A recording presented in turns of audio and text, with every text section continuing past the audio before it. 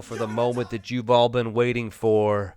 From just north of the border, he's the hombre with no nombre. Mi hermano from another mamo. He's the world's greatest Rudo. El Numero Uno. That is right. You're listening to the Hogsman. I'm Mike Camden, one of the three Hogsmen. Big Duke, not here this week. Where's Devin? Who the fuck knows? But it is Tuesday, and it is June 8th. And Adam, welcome back. Thank you. We missed last week. We did. Not that we actually missed last week. We recorded let's see, that was 2 Saturdays ago then, right? Yep. And we recorded with Julius, aka Dizz. And the recording got messed up. Yeah. Well, I fixed it. You fixed it. So you'll hear it at the end of this episode. Yes. So this is going to be a longer episode than normal, but we wanted to give the people some extra stuff since they missed us last week. Yes, exactly. And we just gave you guys a little break. That was it. Yeah. Just a little break.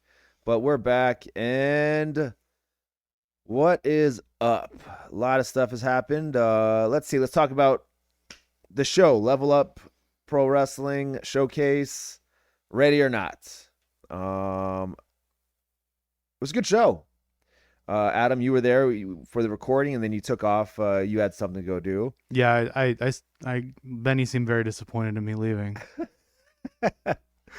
But anyways, it was a good turnout of fans. I think maybe if I had to eyeball it, maybe 150. It looked like a lot of people in all the videos you were posting. Yeah, so. maybe like 150 to 200. It was cool though, man. It was great having fans back. The crowd was great. Dizz, that was his first match back. I welcomed him back to the ring, and he did a great job. You know, I think the match went great. Julius, he hung in there. No problems in the ring. His cardio seems to be not an issue. It was like riding a bike. It's like riding a bike, man. Once you get back in there, hey, yeah, just do what you used to do. You were probably a good first opponent back for him too. I'm a good first opponent anytime. That's right. All right, anytime. You're the guy like back in the day when the guys would come back from injuries. You're the first feud that they'd work with. Yes. I'm basically the Barry Horowitz of Southern California, I believe. Right? You just put me in there, and I'm gonna take care of you, put you over. Hey, those people are underrated. I know they are, man. I always thought that was interesting. The best pure wrestlers, right? The best wrestlers were usually the job guys. Yeah. You know? And if you look at it now, who are the trainers at the WWE Performance Center? Norman Smiley, Terry Terry Taylor, Matt Bourne, Steve Carino, who wasn't really a jobber, but I don't want to say like these guys are like job guys as far as like an insult, right? It's just that they, a job guy is a worker. Yeah.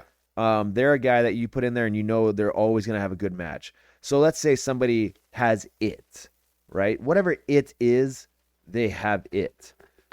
The wrestling, yeah, they can wrestle, but whatever it is, they have more of that than, let's say, wrestling skills. Yeah. Now you put him in there with a guy that knows how to work. Let's say Norman Smiley.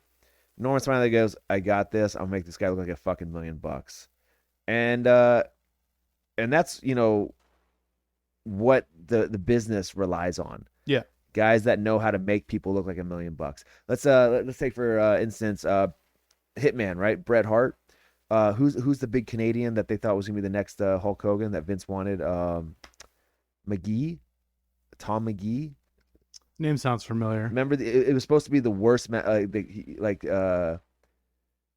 was like the holy grail of like matches that like I think it was Tom McGee. Yeah, Tom McGee, something like that. So this guy, if you guys don't know who he is, he's a Canadian dude.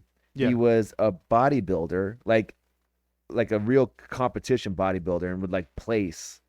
And then he was also a gymnast, and I think he like knew karate and stuff like that. And homeboy was like 6'5", like heavy 200 something, just built like a brick shit house. Yeah.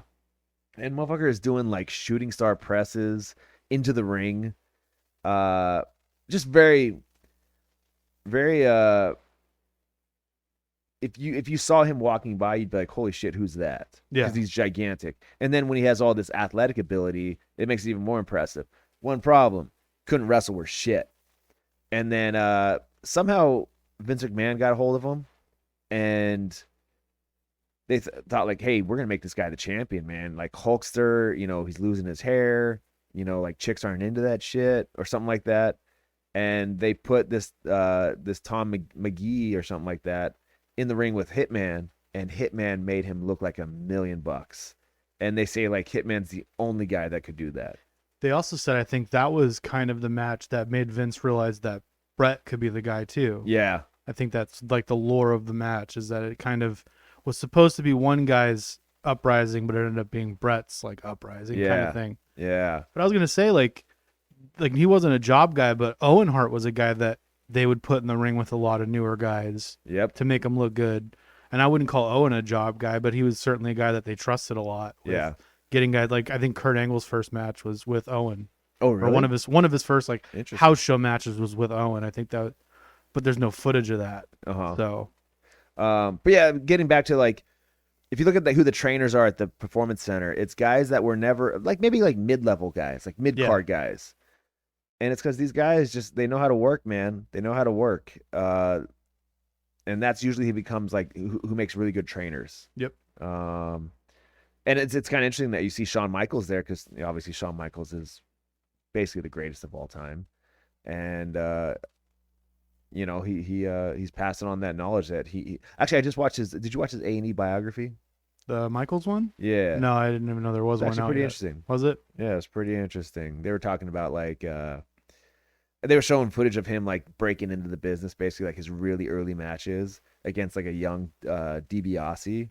Dude, young DiBiase looks ferocious. Yeah. But it's so funny like seeing Shawn Michaels that young, and then they talk about like he was a real kind of like shy kid, very sheltered. It sounds like his parents kind of sheltered him a little bit. Yeah. And then like Marty Jannetty entered the scene. And like they're living in Vegas working for some promotion out there. Yeah. And basically like that was like the beginning of the end for like his drug abuse and all that kind of stuff. So yeah, man. But Russell Julius, he did great. It was great to have him back in the ring. And the whole show was good, man. The whole show it was a good time. The headliner was or the main event was Michael Hopkins versus Juan Matitoli, J2, and Hopkins has got a heel persona now. Oh, he did a great job, man. He did a great job. He comes out with one of the this dude he trains at Level Up Pro Wrestling. His name's ENA. And ENA is just all jacked up. He looks like a smaller version of like Francis Ngannou. And ENA brings something like he's almost like a manager. Yeah. Or maybe like a hype man, something like that. Maybe a yes man. That'd be kind of cool, right? A yes man? Yeah, he's a yes man. Like but he just brings energy to the ring. And I think that helps Hops. Yeah. It helps Hopkins feed off of it and all that kind of stuff. So no, they did a really good job. They had a really good main event. Proud of those guys. Proud of them. And then this past weekend, so I've had like pretty busy weekends. I was in Rosarito, then I had to go to Vegas, and then I had to do something else. Actually, that was last weekend. So that was like the rest, I had like a show weekend. And then this past weekend I had nothing to do, man, and it was fantastic. I got to sleep in. And you know what sleeping in is nowadays at my age? 9 a.m. Nope, 7:30. That sucks, right? Yeah. Well, That I mean, sucks. that's when you're used to getting up. Like I know. I hate like, it. Yeah. I hate it. I used to wake up at like 1 in the afternoon because I used to work in the nightclub industry. Yeah. And when you go to bed till like 3 in the morning, plus you had like a whole long night. But that would be sleeping into me back in the day. Now sleeping in for me is about 7:30. Ain't that fucking grand. But yeah, man. And then went to a fancy dinner on Sunday night. Went to Cowboy Star. You ever been to Cowboy Star? No, what's that? Cowboy Star is a steakhouse downtown. One of those real fancy ones where literally you are going to be eating dinner for like 4 hours. And if you ask for steak sauce, they give you weird looks, right? Maybe. I'm not really a steak sauce guy. Okay, because if you go to like Ruth Chris, my mom told me if you ask for steak sauce, they like, really? Because, Yeah. a really good steak doesn't need steak sauce. It doesn't need anything because it's, I like a little it's good. béarnaise. No, I like it personally. I like putting steak sauce and stuff on top of it. But like people who are like steak, what's the word I'm looking for? The assholes are like, you don't put steak sauce on steak that's been marinated and blah blah blah. It's like, all right, well, calm down, buddy. I'm not much of an A1 guy anyway, so yeah, I don't need that. But yeah, so I went to dinner with my wife and a few friends. My friend Rob, he just switched careers. Cena's boy. Oh, okay. So he got out of the restaurant industry, and now he's working as an operations manager at a local brewery. Okay. That he thinks has a lot of opportunity to grow. So he's really excited about it. I'm excited for him because the restaurant, bar, nightclub industry, it's one of those things where it's fun. It's a lot of fun, but at a certain time in your life. Like when you're like in your 20s, maybe early 30s if you still can hang. But at a certain point, it's like you're either going to like pursue this further, like you're going to work up the chain and maybe one day hopefully own your own place or some shit like that, or you get the fuck out. Yeah. Because nobody wants to be working until 3 a.m. when you're 40 years old or some shit like that. It's tough. Or man. dealing with drunk idiots. Dealing with drunk 30, idiots, 40 years old. So yeah, like it's going to be a big change in his life, and I'm really happy for him, man. I hope it goes well, and good for him. So went there, had a bunch of food, and it's a great place, like as far as food wise. And actually, it didn't even take that long because I think we were there for maybe 2 hours, which is fine. That's a good amount of time. Yeah. But I've been there before when it was like, it felt like it was 4 hours, and it was just like, it's time to go, guys. It's time to go. I'm a quick guy. I don't like waiting, man. Like there's people that are like, hey man, you can go to this, let's say brunch, right? You want to go to brunch, and there's a place that you can literally walk right up, get a table. Is the food as good? No, but it's food. It's breakfast. How badly can you fuck up breakfast, right? Or there's those people that are like, no, we can wait 2 hours and eat at this place that's really good. Yeah. Fuck that. You ever heard Tom Hom's? No. It's like near the airport. It's like right on the water. Okay. But it's like this brunch place where you're sitting, you can see the boats out in the harbor and stuff. It's like a place that like everyone goes to on Mother's Day, and you have to like make a reservation. You're there for a while because it's like a buffet. So I don't even think it's open anymore. Okay. Because buffets are kind of they might go the way of the dodo. Going away the dodo. But yeah, they're nice places. So I know that's the kind of place you go to for like a brunch, like a fancy brunch. If there is such a thing as a fancy brunch. Yeah, and that's cool. But if the wait is going to be 2 hours, yeah. I'm not fucking with that. Yeah. Like I'm one of those people that's like, let's get in, let's get out, let's continue our day. I don't want to be sitting and waiting and even getting hungrier. This is the best food. I don't care, man. Yeah. Just give me something that's edible. That's all I care, man. That's all I care about. But anyways, yeah, it was a lot of fun. I enjoyed it. It's a Cowboy Star. It's a nice place. What's up with you, Adam? What's new with your life? Not a whole lot. Just normal shit. I watched the Spiral this weekend. What's the Spiral? The Chris Rock Saw movie, the new Saw movie. Oh, okay. I thought it was good. It wasn't a Saw movie to me. It was very much like a psychological type thriller, but with saw traps. All right. And I still don't know if I take Chris Rock seriously as an actor. It's very strange, especially when you've seen Chris Rock and like CB4. Yeah, and Grown Ups and all this other shit he's done. You're just like, I don't know if I take you seriously as an actor yet. New Jack City as a crackhead. Yeah. It's like, yeah, Chris Rock has been in my life since I was young as like a completely non-serious entity. Yeah. And now it's like, okay. You know what I watched? I watched this weekend on Saturday night, and actually I really enjoyed it. Was Cruella on Disney. Now here's my question about that movie. Yep. What is it about? I know it's about the origins of Cruella, but were people asking for that? Like, I don't. Probably not, but why the fuck not? Is she a Were villain people- in the movie, or is she a good person? A little bit of a tweener. Okay. A little bit of a tweener. You ask, like, were people asking for it? Probably not, but somebody thought, like, hey, let's tell this story. It's content, right? Yeah. And also, like, think about it. Was anybody asking for Rogue One? No. Turned out to be fantastic, right? Yeah. So, but it was cool, man. Actually, I saw a lot of people like, man, you put something out there, right? It could be the greatest tweet, post, whatever. Somebody's got to fucking shit on it, right? Somebody's got to find the negativity. Of course. In it. And I saw like some people like bitching online about why are you trying to like humanize somebody that wants to kill dogs to make a jacket? And it's like, first off, it's a fucking fictional character. It's funny when they phrase it like that, though, because Yeah. it is like, why the fuck are you making a movie about this person? But I get what you're saying. It's a fictional character, first of all, right? Yeah. Like completely not real. It's not like you're trying to like humanize Hitler, like you're no, it's No. But it was, just shows like, hey, how she became who she was. And to tell you the truth, it was a really good story. I enjoyed the shit out of it.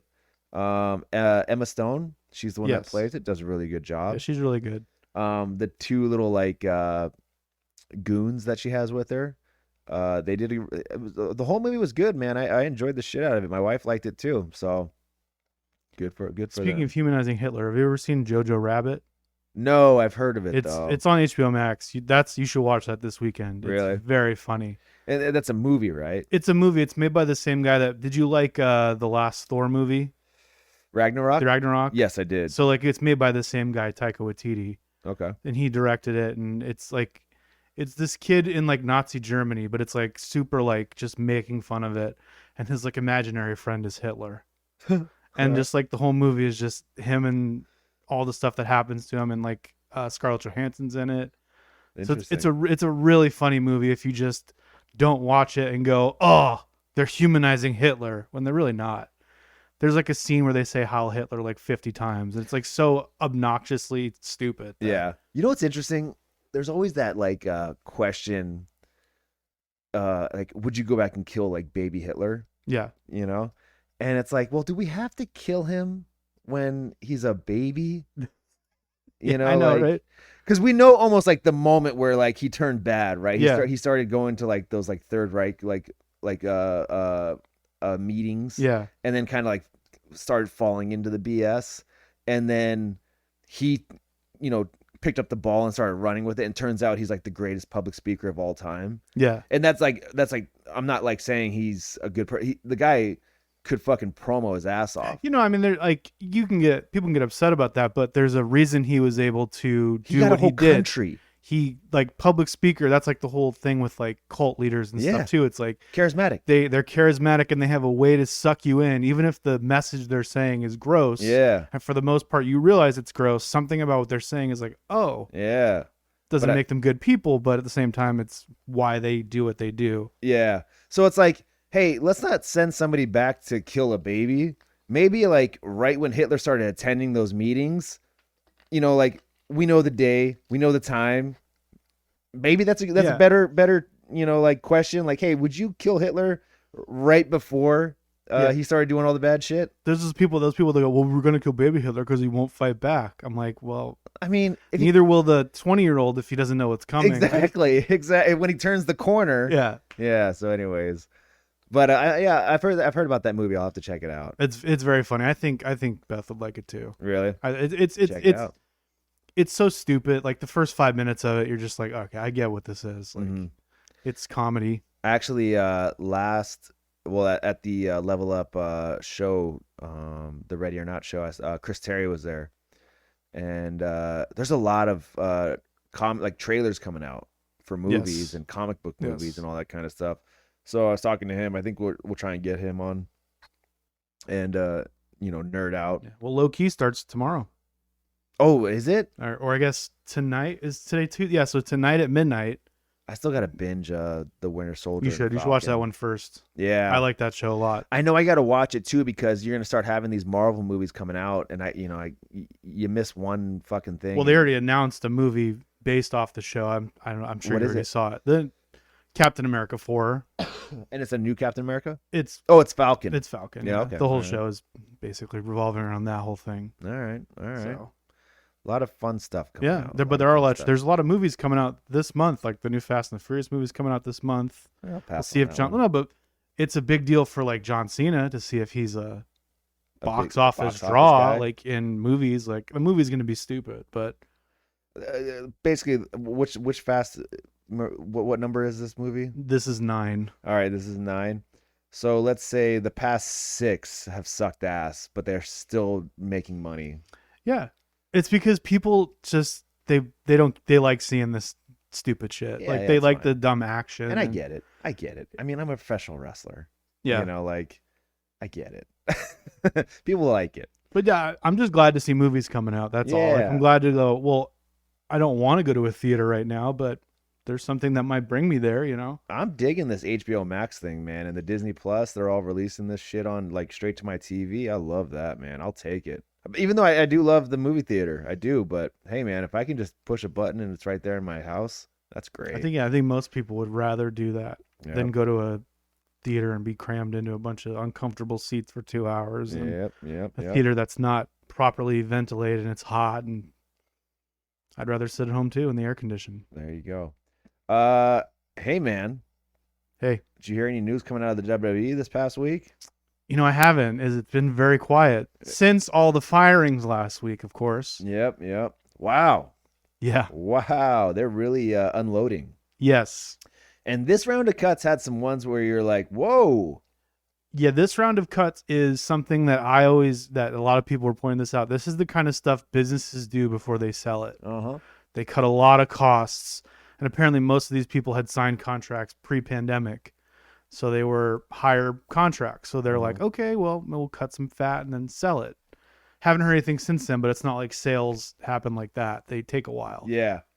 And, yeah, man, they cut Braun Strowman, which I think that was the biggest. That was the big one. Like, whoa.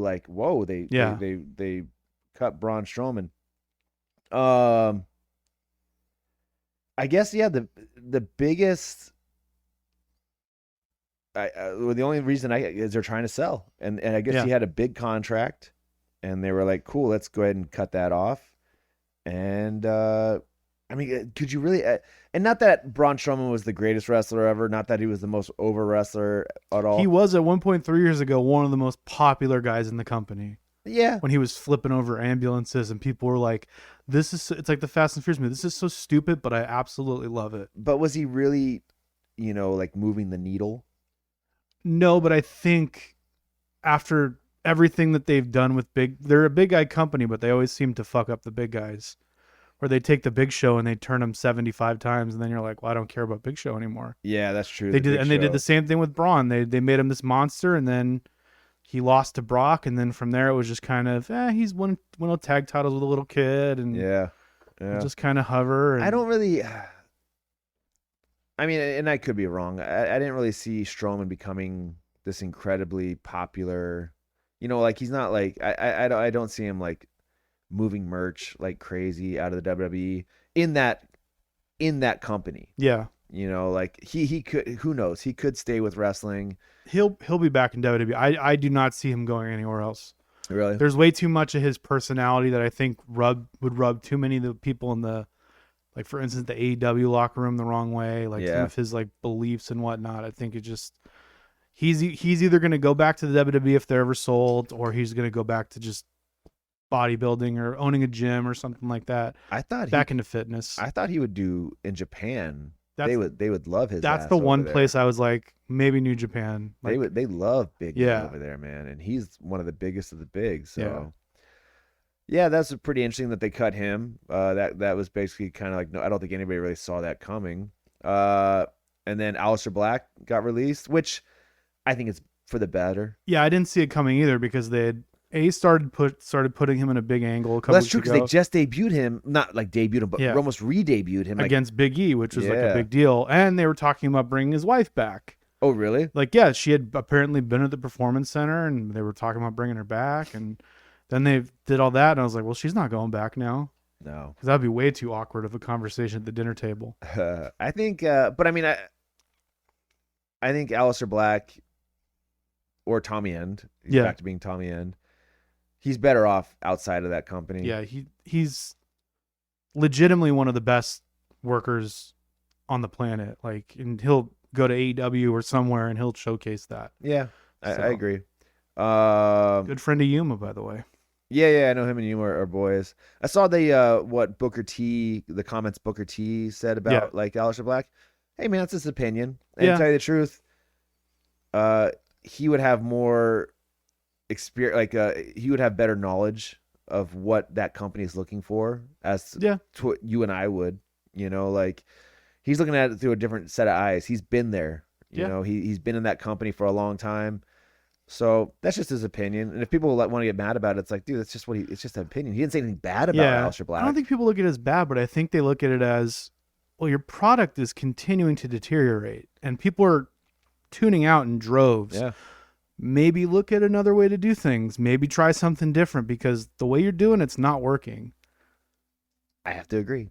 Yeah. I have to agree. The ratings the Raw rating a couple weeks ago was like the worst it's been since like the mid 90s. Really?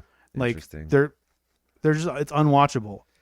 Something needs to happen. Tell you the truth, I think it needs to go backwards. Yeah. I feel like the production is too much.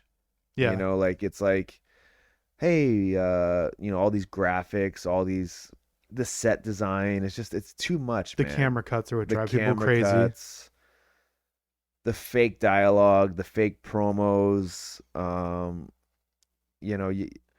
The great thing about pro wrestling and what gets over in pro wrestling is what happens kind of on the spot and on the fly. And I feel like they've packaged up, the WWE has packaged up Raw, SmackDown, even NXT now, to where you can't go outside the lines. You can't draw outside the lines anymore. And that's a problem. They're taking away, they're having writers write promos for people. Writers that probably didn't watch wrestling growing up, that have no idea about wrestling. They just think like, hey, this is gonna be a great line. This is gonna be a great burn. Yeah. And it's like, oh, you called him a weenie or some shit like that. It's like, come on. So And they got to do something. That was the weirdest thing I saw. Like there was talk of like a sale, and everybody I talked to about it was like, "Oh man, that could really be bad for the company." And I said, "Can't be any worse than it is right now." It would be weird. It's even weird thinking about a McMahon not owning WWE. Yeah, I mean they could always go the route of UFC though, where like someone else owns it, but like Vince still runs it. Like how Dana still runs UFC, but he doesn't own it anymore. Like he's not part of the ownership group.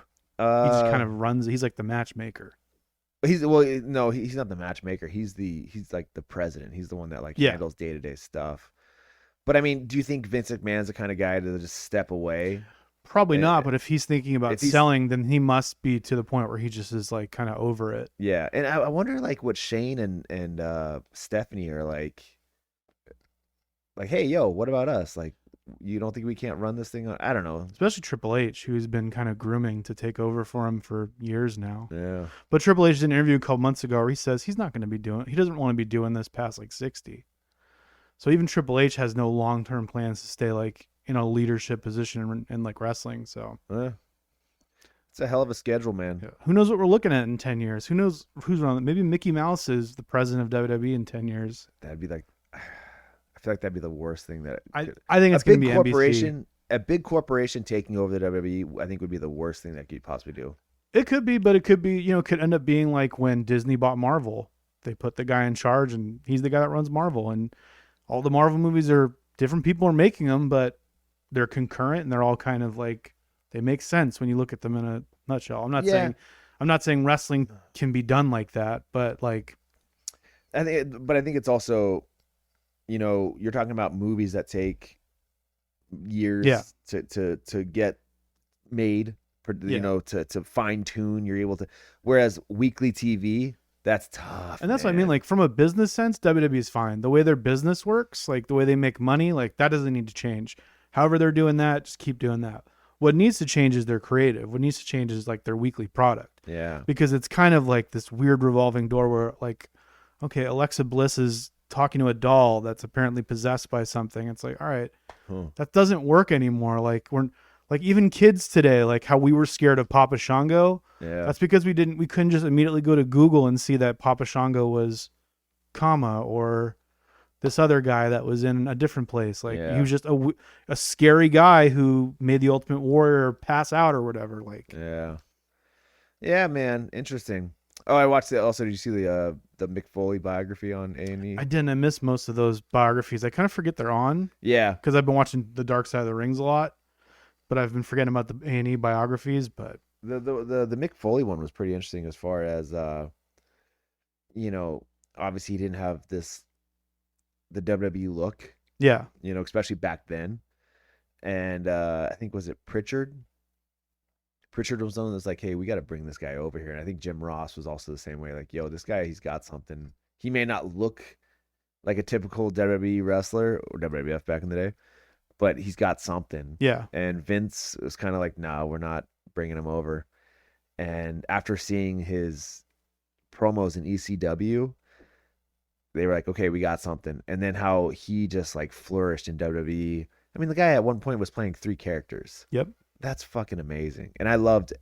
I mean, I wasn't like Dude Love obviously was sick. Yeah. Mankind scared the shit out of me back when I was a kid. And how great of a rivalry was that, Undertaker and Mankind? It was great. It was fucking good, man. Like somebody that was like, yo, this guy's going to give Undertaker a run for his money. And he did. Yeah. But then like the Dude Love stuff. Cactus Jack. So I didn't really know much about Cactus Jack when I was younger because I didn't watch ECW. I don't remember him on WCW. I know he was. Yeah, when he came out as Cactus Jack, I had no idea who he was. Yeah. The Dude Love stuff was cool for me because he was talking about like an area I grew up in. Oh, really? When he would do the Dude Love stuff, that's when he grew up in Long Island. And like I was still living there at the time. So it was like, for me, it was like really cool to see this guy from where I was from succeeding. And, a guy that looked like me too. Mick Foley wasn't like a heartthrob guy. No. Like he was just a normal looking dude. And a hot wife too, man. Yeah. Like I remember like being like, wow, Mick Foley's wife is like really good looking. And then like you look at Mick Foley, he's got long hair, a beard, he's got missing teeth. If you look at him like back in the day, he's like a he was a normal looking guy before he did all the stuff. Like, yeah, he's a good looking dude back when his younger years. Yeah. It's the business that probably like made him like look like shit because he's missing teeth and all that kind of stuff. But yeah, man, that was a really good documentary, and just because like that's right up our alley. That like all that basically happened kind of while we were watching, and just kind of seeing like he brought it up to Shawn Michaels like, oh yeah, I wanted to be you, because they had a match and they thought they were kind of like interested on seeing like if it was gonna be like a Styles Clash kind of thing. But they ended up having like a really good match. Was so good. It was Mind Games or something like that. Such a good match. And they were talking afterwards, and Michaels asked Foley something. I can't remember what. And Foley was like, "I wanted to be you. I wanted to be like the heartthrob guy." He goes, "I actually I had a character back when I was a kid, being like the heartthrob." And Pritchard happened to be in the room, and Pritchard was like, "Wait a minute, what?" And he was like, yeah, I was a guy named Dude Love, and, I wanted to be a ladies' man, all that kind of stuff. And Pritchard was like, I got to see this. And Foley goes, I got videos from when I was a kid. So they brought it in, and next thing you know, you got fucking another kid. God, how much money did Foley make off the merch? So much. At one point, he had 3 or 4 action figures out. Dude Love, Mick Foley, probably had a Mankind, and probably a Cactus Jack, right? It's so crazy how just random happenstance ends up like, because Pritchard was in the room. Yeah. He heard it. Yep. It's like with Cena. Stephanie was on the bus and heard him rapping. Yeah. Like, let's put that on TV. And then like it's just like it's this like how much, but how many of those things are around that nobody caught, and somebody who could have been a star just isn't because of like luck, quote unquote. It's half the battle. Yeah. Half the battle. But yeah, man. Interesting. Yeah. Interesting. What's funny about Foley is like, when you listen to him talk, you always expect him to be like less coherent than what he is. Yeah. He always still to this day speaks very eloquently and sounds very intelligent, despite the fact that you can just assume his brain is probably just mush at this point. Yeah. Yeah. Especially his body. Like, forget about it. Yeah. I met him one time. I was up at PCW trying to help out. Yeah. Put in, put a good showing. Hey, maybe I can get on the card or some shit like that. Anyways, I ended up working Mick Foley's line for autographs. It was cool though. Mick was nice. Big guy. He's gigantic. Make no mistake. He may not have been the biggest guy on the roster back in the day, but he is huge. Yeah. I couldn't believe it. Like, it blew my mind when I saw him, man. He's got to be like 6'4". Yeah, when you see him and Taker, like, they don't look there's that big of a size difference. And Taker's legit, I think 6'10". Yeah. So he was a big guy, man. I was very like, holy shit, that's Mick Foley. Like, he's huge, man. No wonder that fucking cell gave way, man. Taker and him on top of it. God damn. Yeah, dude. What else is going on in this crazy fucking world? Got another show this weekend. okay. Love Thy Lucha. This is a charity event. It's going to be going on in Chula Vista. Let's give you some details. It's going to be at 494 East Street, Chula Vista. And it looks like tickets are anywhere between $5 and $15. So, yeah, I will be wrestling. And I just got told I will be in a triple threat. And it's interesting because you're going to hear later when I'm talking to Dizz, him and I talk about this triple threat match that we were in back in the day. It was Dizz, SoCal Crazy, and myself. And it was a disaster. And so then I got hit up the other day, and they're like, hey, you want to do this show? And I'm like, yeah, sure, no problem. And then they're like, cool, it's going to be you, Dizz, and SoCal Crazy in the main in a triple threat. And I'm like, all right, the last time us three were in a ring, it was a disaster, but I think we'll try and do it better this time. So that will be the match that I'm involved in. I don't know what really the other matches are, but like I said, it's called Love Thy Neighbor Movement, and the show is called Love Thy Lucha.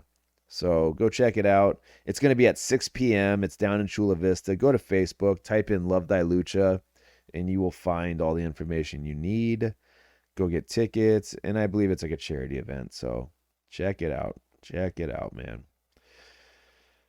Since we're on the interweb, you want to get a question in? Yeah, we did have a question, and it was regarding something that we haven't talked about yet. So let me pull that up really quickly. I can just do that right there. All right. So Mixed Mutt asks, what did you think about the Logan Paul Mayweather fight? Do you think anyone actually won, or was it just a hustle to make money? Of course somebody won. Logan Paul and Floyd Mayweather both won. They both made fucking millions off of selling, a BS boxing match. Yep. That's it. I didn't watch it because I feel like what's going on with these Paul brothers in boxing, it's a good thing and a bad thing. Yeah. It's a good thing because they're bringing in, you got what Ben Askren lost to Jake Paul, and he made like the most money he's ever made. Yeah. And he was like, fuck it, I don't give a fuck if I lost. I made a bunch of money. I'm retired anyways. So it's good because they're bringing, they're putting money into people's pockets. That's and boxing, cool. Which kind of needs it at this point because boxing is not what it was when I was younger. Unfortunately, these are gimmick matches, right? Absolutely. These are gimmick matches. Yeah. These, you have Pacquiao taking on Earl Spence, I think, like in a few months. Nobody fucking knows about that. Yeah. Nobody knows about that. Oh, no, people know about it now because it's literally the same day as SummerSlam in the same city. Oh, really? Yeah, like SummerSlam is now on a Saturday, and it's the same day as the Pacquiao fight. So apparently they're going to end SummerSlam before the Pacquiao fight starts. But if anyone was thinking of going to Las Vegas for SummerSlam, I'm going to warn you right now, it's going to be a mess. Busy. But, it's one of those things where it's like, they're bringing eyes into boxing. Yeah. The Paul brothers. But are these eyes going to stick around and watch? They're bringing more of their YouTube fans. Yeah. And the young kids that I don't know who the fuck, like, what these kids Me neither. do. But are they they're bringing money. They're putting it into fighters' money or money into fighters' pockets, which is good. Is it the greatest boxing ever? No. These matches aren't. This isn't good boxing. There was that first round where Paul was doing all those like crazy punches, and everyone was like, "Wow, he won a round against Mayweather." I'm like, first of all, if it were a real boxing match, no one would be punching like that. Yeah, and you know that because you do jiu-jitsu and other stuff like you striking where I do Muay Thai. Whatever, but you sound like my wife botching what I do. You do karate, Mike. There you go. There you go. That's always what I tell my wife. I just say it. So here, quick story. My wife's friend has a 13-year-old like stepson, and he does jujitsu. And so my wife Beth brought it up to her friend, and then her friend was like, "Yeah, like I can't remember what his name is. He's really good. He like beats up men." Yeah. And then she was like, "I bet he can beat up Mikey," and which that's what I'm called around here. And Beth goes, "Oh yeah, well he does jujitsu too." And then I tell Beth, I'm like, "No, I don't do jujitsu. You're gonna get this 13-year-old kid's head kicked off. Like don't say that. Like fucking it's Muay Thai. Muay Thai. Jiu-jitsu and Muay Thai do not rhyme." Anyways, so I just go, you know what? It's karate. I do karate. But yeah, there was this whole set of punches he was doing where he was just like swinging at him. I'm like, in a real boxing match, no one's gonna. And I guarantee Mayweather had his hands up the whole time, just getting hit on the gloves. People continually get tricked by Floyd Mayweather, where they go and they go, "Oh, this might be interesting," and then Floyd does what Floyd does, which is he stands there, dances around, blocks everyone's punches, and waits out the fight, and then gets a couple of strikes in, and then he wins. And people are always like, "I want my money back."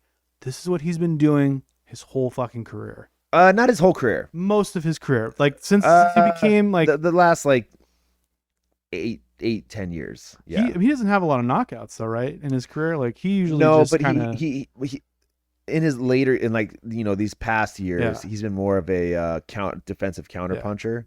Whereas earlier in his career, he was a lot more of attack mode, like offensive, like putting pressure on people. I know Conor is not a boxer, but that's basically what he did with Conor. Well, he just waited Conor out till Conor got tired and then knocked him out. It's basketball and football. Yeah. It's two different sports and it's two different types of conditioning.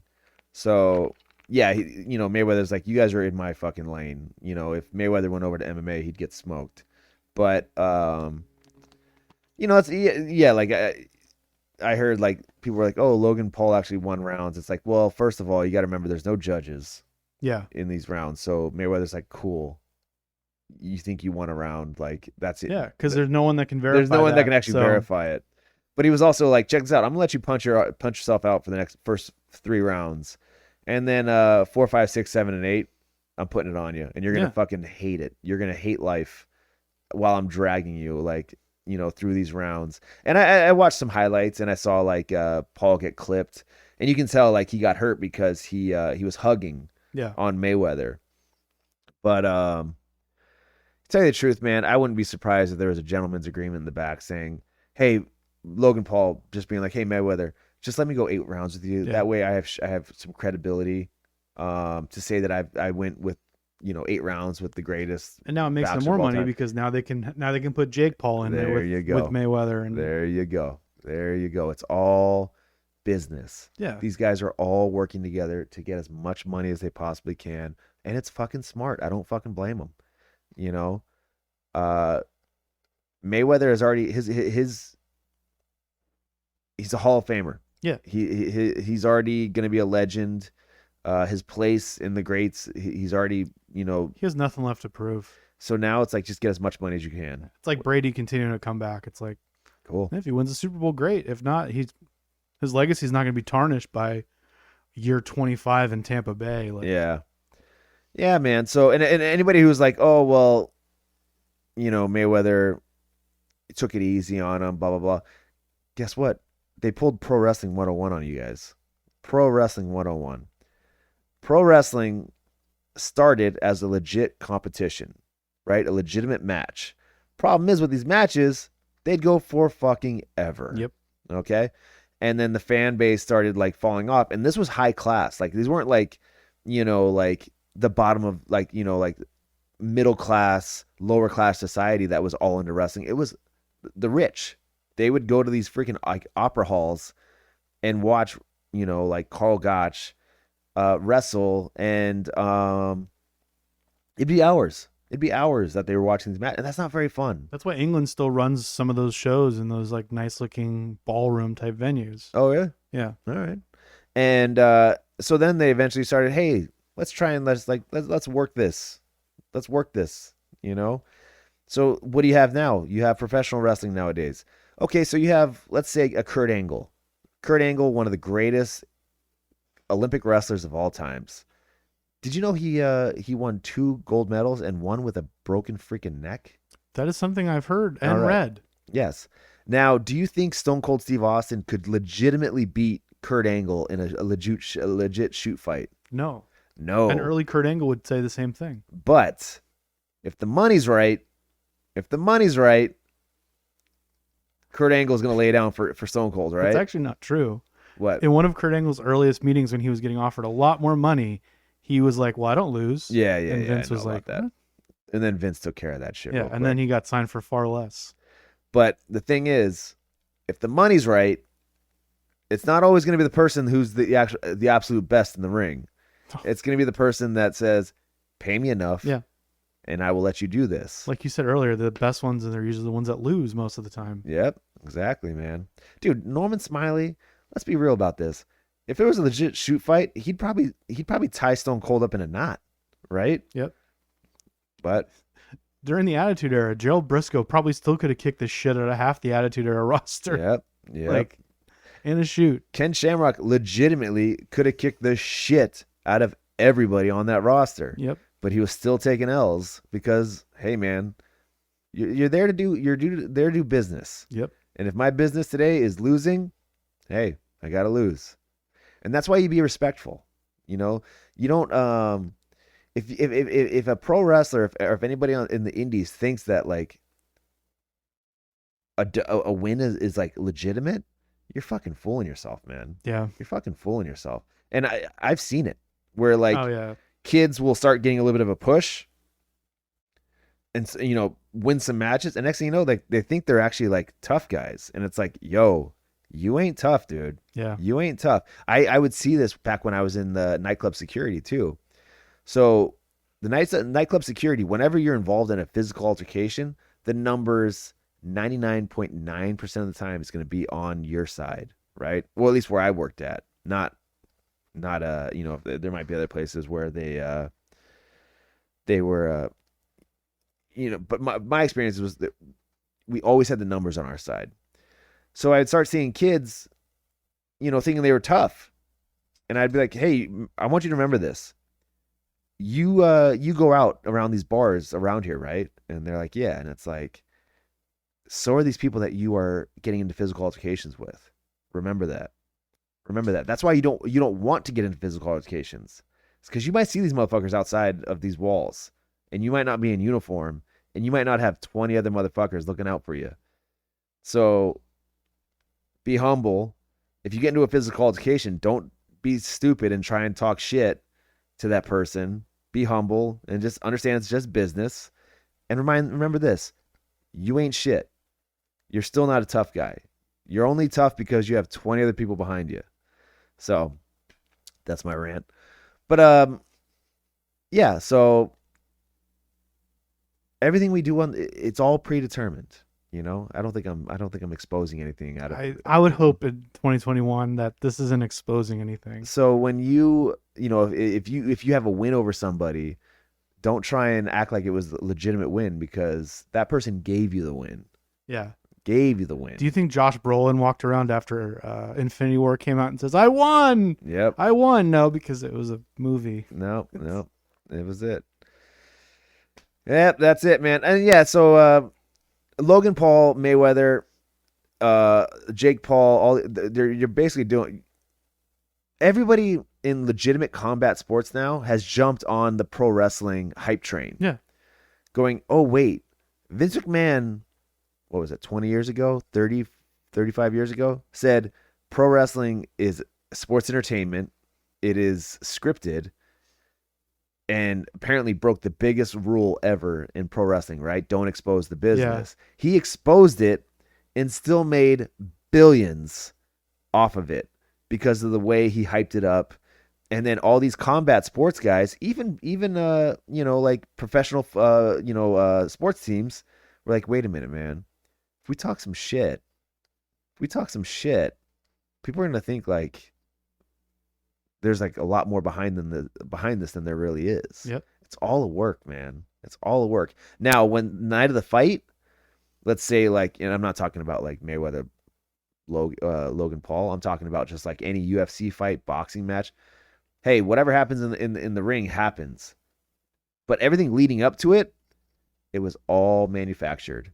Yep. It was all, hey, Pro Wrestling 101. Even leading up to Logan Paul Mayweather, they had all these things where like Logan Paul took his hat and said, "I got your hat." And Yeah. Mayweather wanted to, and then after the fight, Mayweather's like, "Oh, he surprised me in there." And then Logan Paul's like, "I love Floyd. I really respect him, yada, yada, yada." I'm like, okay, well, Yep. right there, these two people who were wanting to kill each other before the fight are now buddy-buddy. So. Yep. It's Pro Wrestling 101, man. As much as people want to shit on pro wrestling, being like, "Oh, it's fake," it's not real. All these motherfuckers try to took the model and said, "Bring it over here, because man, look at they're selling tickets. They are selling tickets. People are buying. They're selling. They're selling out arenas. They're selling out stadiums for a worked match." Yep. What?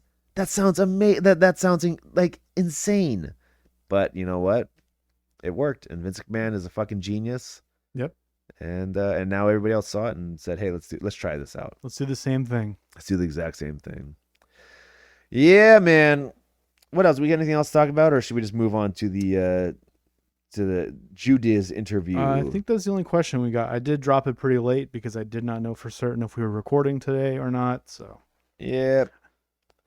We'll put it in there. So this is going to be a interview with Dizz. We did this 2 weekends ago. 2 weekends ago. I don't think anything is in it is out of date at this point. I mean, obviously, you guys are talking about a match that hasn't happened yet. Yeah, it has happened now. But yeah.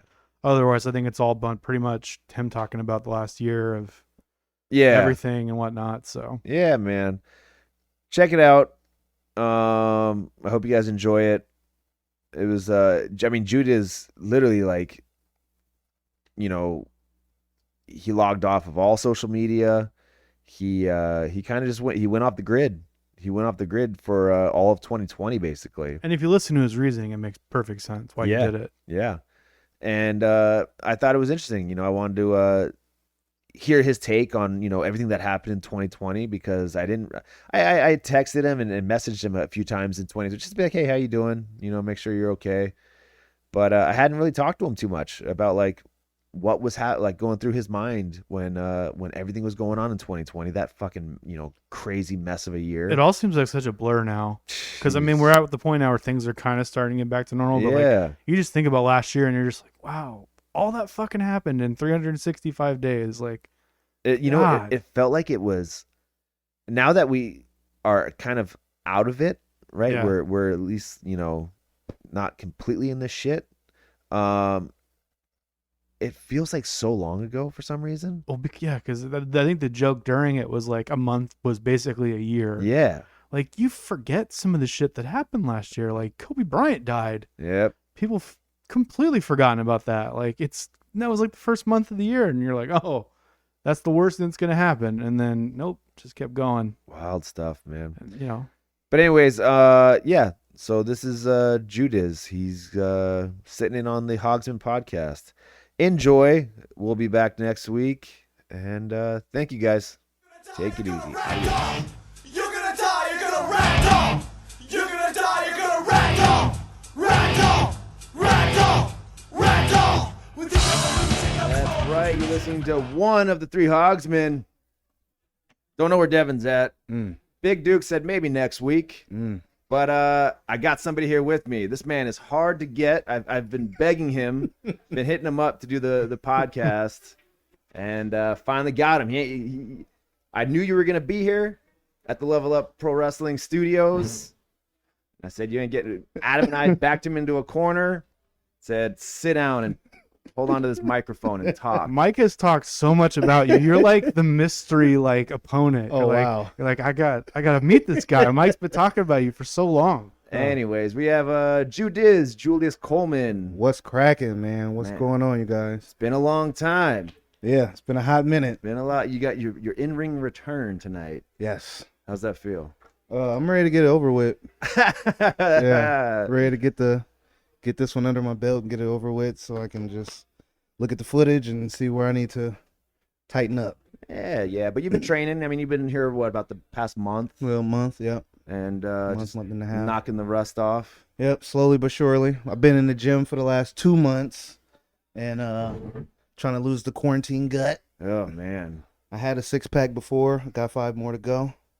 So I remember. So when they finally lifted, I think it was after the first shutdown, they lifted it, and Hunter and I were able to come in here and get in the ring, and that was after 6-8 weeks, more than that. The first shutdown, I can't remember how long. Yeah, because I Yeah, think something it like stopped that. during the summer of last year a little bit. That's kind of, I think, when the initial shutdown stopped. So it was probably Yeah. from April to maybe June. So last year. Hunter and I came in here and we just started, running, just trying to knock the rust, and we were sprawled out on the canvas, stuck in wind, couldn't breathe, and this was after just one spot, Yeah. we were just in-ring cardio, man. It's a different beast, bro. How was it when you first got back, a first training session back? I was sucking wind, bro. Benny had me sucking wind for sure, bro. We did one drill. Hunter broke me in, and after that, I was like, all right, let me chill for a little bit, catch up for a little bit, and get my wind. But for the most part, they've done me well with getting my cardio back into shape, and yeah. It's good, man. It's one, obviously running, doing any kind of cardio at the gym, that's good. It helps, but getting in the ring, you got to learn. It's a whole nother animal, because you're running, you're falling down, you're getting up, you're falling, you're getting down. It really takes a toll on you. And if you aren't practicing that, your body, when it finally gets back in the ring, goes, wait a minute. I ain't used to this. It ain't used to this. Yeah. It's like when I played hockey back in high school. We would do, sprints around the rink, Mhm. but during a game, if you fell and you had to get up, it just sucked the life out of you, man, because your body was like, wait a minute, I haven't trained this part, Yeah. Plus you're getting up on skates, Mm. you got padding on and all this kind of stuff. It's heavier, Right. and it would just destroy you. It was so weird. Yeah. But I remember that's one thing from hockey that I remember is we would do all these sprints and all that kind of stuff, but the second you fell down in a game, you had to push your ass up. You were blowing up after that for some reason. So yeah, man. Yeah, doing that. I was on a treadmill for the last 2 months, just trying to get back into it, getting my cardio up. And that first week here in Level Up, it was it was completely different, bro. Did you Yeah. hitting the ropes? Did you have to recondition your back, or No, taking bumps. yeah? Yeah, take just the constant bumping. Yeah, that took a toll on me. But you know what? I forgot to breathe the first time. It's been over a year. Knocked the wind out of myself, and Oh, you forgot to exhale on yeah, I forgot that. Yeah, knocked the wind out of myself, and I was like, all right, well, that's only gonna happen one time, and Yeah. I've been good since then. So let's see, late 2019, early 2020, Hmm. you had some traction going on, man. You were going to a few places. You were wrestling up north at APW, Hmm. some other places, and then you had a big opportunity coming up. You were going to wrestle at Mania Weekend Hmm. for GCW for the Culture, Hmm. which was a primarily African American show, I believe, right? All black wrestlers. And unfortunately, the world said fuck off. COVID said no, you ain't. And how'd that feel, man? Knowing that, because anybody out there that's not in the wrestling business, Mania, just being asked to come work a Mania Weekend is a big honor. Deal. Yeah. It's a big deal, because you might get in front of more eyes, Mhm. maybe other promoters that haven't seen you. Go, oh, who's this guy? And then they see what you got, and it opens the doors up. Right. What was your expectations going into Mania Weekend, and then when it got canceled, how'd that feel? Well, my expectations going into it, I had like a big opportunity before Mania weekend. I was booked to wrestle TJP at APW maybe 2 weeks before Mania weekend. So I was looking forward to that, just training hard for that. And for Mania weekend, although I was only booked for one show. I was only booked for one show out there, but I was making connections to try to get on other shows because it's a whole weekend thing. It shows the all day, you know what I mean? So I was, making my rounds, trying to network with people, trying to get on shows that I wasn't originally booked on, meeting people, showing face, and I had got new gear made, all this stuff. I'm super hyped about it. Yeah. It's a big opportunity for me. And at that point as well, I felt like I was just coming into my own character, like coming into my own, in a way that was completely different than what I had been seeing before, and basically in my own lane. You feel me? Around that time, like we all know, it was before the pandemic. There was this type of black renaissance, coming on and bubbling, and Black Wrestlers Matter, and all these hashtags was popping online and everything, and all that is cool, but I felt like I was the only one here on the West Coast that was really trying to put on, quote unquote, for the culture.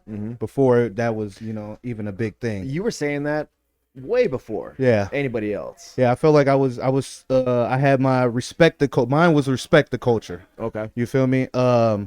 My transition, it started a little slow because I started off doing like a old school 80s hip hop gimmick, you know what I mean? And if you look at my gimmick closely, you can see how it mirrors hip hop. You know what I mean? How it started off with, it's the boom box, it's the graffiti, you know what I mean? We got the big dookie rope chains, we got the big glasses on, the Kangos.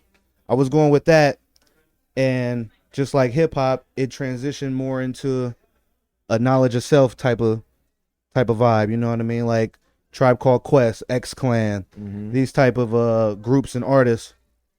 So I kind of, to be honest with you, I didn't want to just totally smack the people in the face with boom, this is me, this pro black wrestler, boom, boom, you know what I mean? I wanted to slowly transition them into what I wanted to be and what I saw myself being in the long run. And I felt like the easiest way to bring the people along with me on that ride was to use the vehicle of hip hop. It's the most influential genre, $1 trillion industry in the world. You go to Japan, you go to Australia, you can go anywhere in the world, and you'll find a hip hop community there. So I felt like that was the vehicle for me to take the people with me into my transition into being this quote unquote pro black wrestler. You know what I mean? So fast forward, I'm looking forward to going to WrestleMania weekend in Orlando, everything. I got my ticket. Benny had vouched for me to get some bookings out there. I had a lot of people had my back, and I felt the pressure was on me a little bit, but that's never a bad thing. I was just really looking forward to being in front of new eyes and doing my thing, showcasing my ability, but doing it in a way that I saw myself doing it from the start. And I feel like the people saw a little bit of that right before the pandemic when I wrestled Matt Vandegrift at Ground Zero. At Ground Zero. Basically what it was is, in my eyes, I bring up a topic of black history, black culture. I tell you, hey, you need to study this. I'm gonna have some questions for you, and if you can't answer the questions, I'm gonna have to beat them out of you. Yeah. And I felt like I got with that one match, and that was the introduction of my my mindset as a wrestler. You know what I mean? I was in my own lane. I never seen nobody do that before. I never seen nobody, take it to that level. And the feedback that I got from it was positive. A lot of people said like, this is something completely different. I've never seen this before, and it can draw. And it was intense. It makes people uncomfortable. And little did we know that was the precursor to a lot of uncomfortability that occurred in the summer of 2020. Yes. Nothing worse than getting your ass kicked and having to take a pop quiz at the same time. I felt like it was me just, being true to who I am, but still like putting you on the spot a little bit. Like, all right, like you say you cool with this, you say you down, you hip. Okay, how much you really know? And if you don't know, let's find out. You know what's interesting? Obviously, I've seen basically your whole career. Mm-hmm. I mean, I might have been there day one when you first showed up to training. And when actually you and Joe Gamble showed up to train together, because you guys were friends in the past. Yep, went to high school together, played football, all the shit. And then, did you guys stay in contact the whole time? No, we he left our high school my senior year, or our senior year. He had moved out of San Francisco.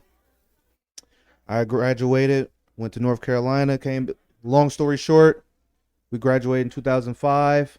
We didn't link back up until 2013. Okay. And during that time span, I had went my route. He went his route, which was he joined the Marines and everything. I moved down here to San Diego, be with my girl, my wife now. And I just remember being on the train, getting a message on Facebook like, "Hey, what's up, Jew? You in San Diego?" Like, "Yeah, I'm in San Diego. How you know?" Like, he's like, "Yeah, I'm in the Marines. I'm at Camp Pendleton." All right, cool, bro. We exchanged numbers, linked up. Come to find out, he literally lived 5 minutes from me. Oh, no shit. Yeah, he stayed off base, and him and his wife literally stayed 5 minutes from me. And at that point, I was going to the SoCal Pro shows, me and my brother, and we asked Joe if he wanted to rock with us. We start going to the shows, all three of us together.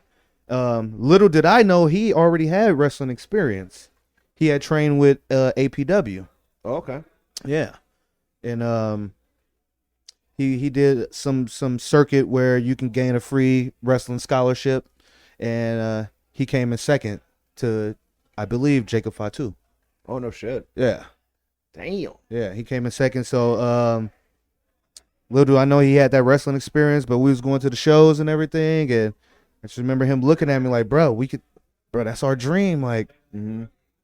Man, and at that point as well, like I was going to shows, but I was living vicariously through video games. You feel me? I create myself on the game and all this shit. And he like, bruh. Real Mark stuff. Yeah, man. Hey, that's how it started though, to keep it a buck, man. The wrestlers are the biggest marks. Yeah. Man. That's what it is. And it's the only thing that's been constant in my whole life. You feel me? Yeah. Since I was a little boy. It's the only thing that's been. I remember sitting in front of my grandma's bed watching WCW.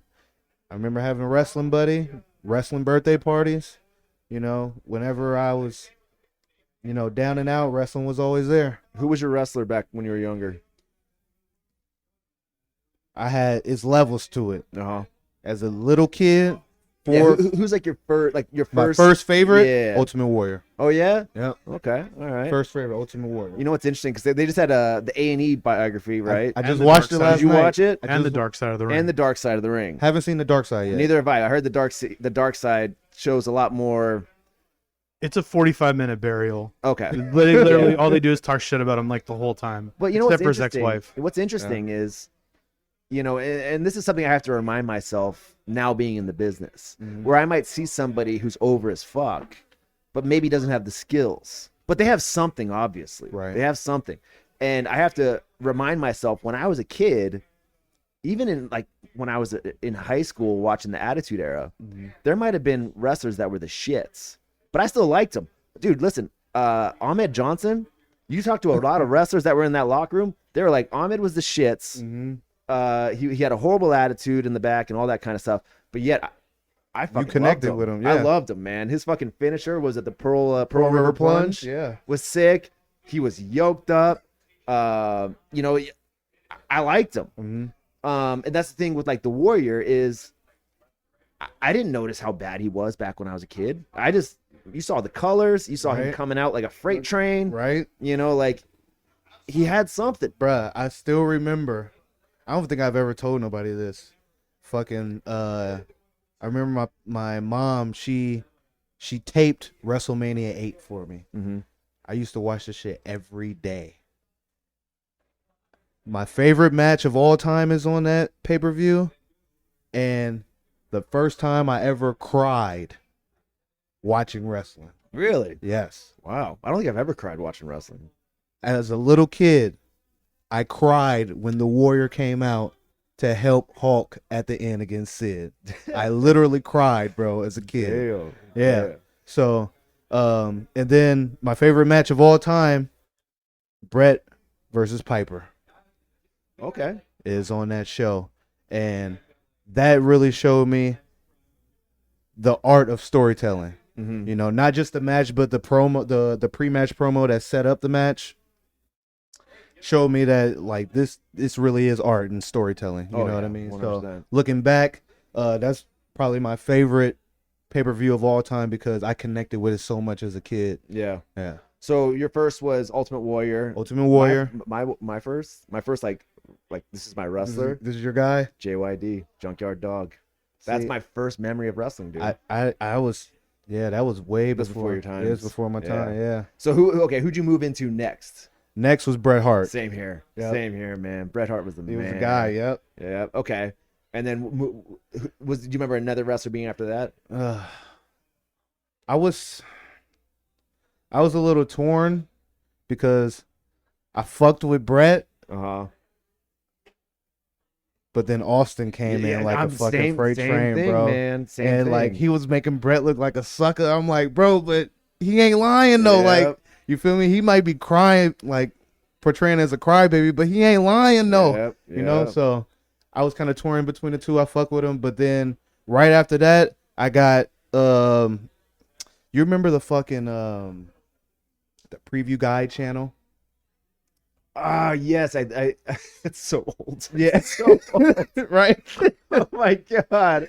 So Yeah, like, okay, all right. you know, you gotta So- wait a full 2 minutes for the whole Okay. run. Everybody, all you youngins out there, the preview guide. Imagine, okay, on your remote control now, you hit guide, and no matter what channel you're on, a guide will show you, and you can flip through it At the and speed scroll that you at want. your speed. Yeah. The preview guide was like channel 2 or some off channel, and all the channels scrolled slowly, and it would show you what was on and what was coming up. God, you just blew my mind. People are like, wait, so you had to wait 2 minutes to see what was on So- channel 4? so Like, yeah, think you about- didn't just yeah. know. You had to wait. You're like, I don't know what time the game's on. Think about TV guide, but that was on your TV. Yeah. You know, man, wow, I forgot about But that. you remember how like they would show the trailers to whatever pay-per-view movies or whatever, you know what I mean, live events that was going on. I remember seeing a ECW trailer for on the TV Guide channel. I was like, "What is this?" Like, it's wrestling, but I never heard of ECW. And I'm from the hood. We had the bootleg cable. Oh, yeah? Yeah. I wish we So- had like At least I got to see this for the free. And saw my next favorite was Rob Van Dam. Oh, no shit. Yep. So you see, I never got into ECW because in San Diego, I didn't know when the fuck it came on. I was like, I don't know how to watch ECW. And then was it at like 2 a.m. on like a Wednesday or something like that? It was some crazy. I remember my friend telling me about it because he was from the East Coast originally, and he had moved to the Bay Area. And I guess I stayed in the same complex with his cousin. And he said, "Hey man, you ever heard of ECW?" He's like, "Yeah, this guy Sabu, he's like stabbing this guy with a fork and all this shit." I'm like, "What are you talking about?" Then I seen that preview guide channel. I was like, "Oh, Uh-huh. this is what he's talking about." And they were showing fucking Cactus Jack and these explosions and all this shit. And They'd always show that spot where RVD does a springboard to the outside into the crowd. Into the crowd. And yep. that was like, you saw that and you were like, God damn. Yeah. Yeah. And I just remember watching it and I was like, Yeah, I was pretty hooked. Yeah. I was fucking hooked. Yeah. Yeah, I never got into the ECW thing because I just didn't know when to watch it. So I was a WWF, Well- WCW guy. In Frisco, they only ran the pay-per-views. Mhm. I could only see the pay-per-views. I couldn't see the weekly TV. Oh, really? Yeah. I think that was like a strictly East Coast thing. Because I knew I saw it because I lived out in New Yeah. York, so I would see it at like 2 a.m. I didn't know what the fuck it was either. I'm like, what is Sid doing on this random other wrestling promotion? But yeah, I don't know if they had it out here. Yeah, they didn't have it at least in the Bay Area. They didn't have it until they got to deal with TNA. I know, because Jeff Dino brought it up to me. Jeff, he watched like everything, and he was like, "Yeah, he have to record it at like 2 a.m. on like a weeknight, VCR style, Right. Because that's how it was back in the day."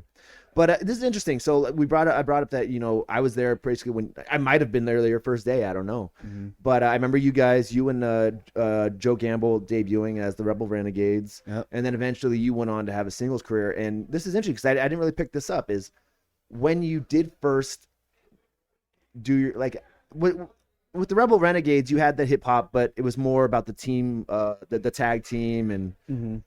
But when you went singles, you had a lot more hip hop influence, I believe. Yeah. And now that you say this, I go, holy shit! I didn't even recognize it.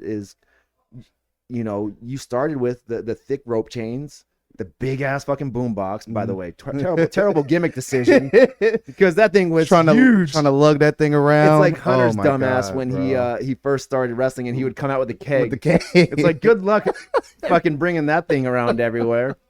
Fly out somewhere and then you got to bring the keg with you. Exactly. Like, Bro, on the flight. yeah, I've actually done that with the boombox, bro. Do they like ask you about it or? Well, they scan it, they check it for explosives or whatever. The first thing but- they look at and they go, "What the fuck is this?" Yeah. Because they're like, those things don't exist anymore than big ass yeah, boombox. man. My shit was sick though, man. Had It the was fucking tricked Wi-Fi. out. But so yeah, then you eventually kind of phased that portion out, and you started coming out a lot more, serious with like the attitude and all that kind of stuff. And you're right, man. It's kind of that evolution of hip hop.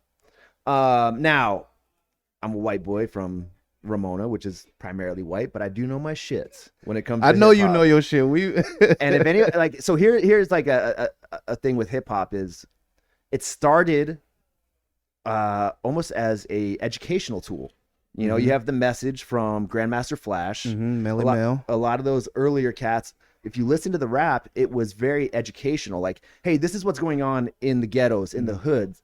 This is the problems, And then you had the drug dealers said, I can rap too. And then you started to, rap about drug dealing and doing all that kind of stuff. Then you had the gangbangers say, hey, I can rap too. And they start rapping about gangbanging and all that kind of stuff.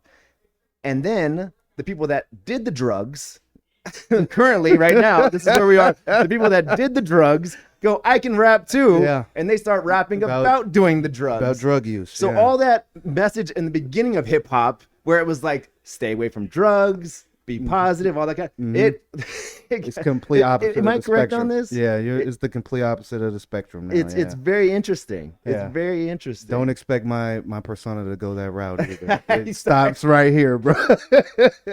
It stops right here, man.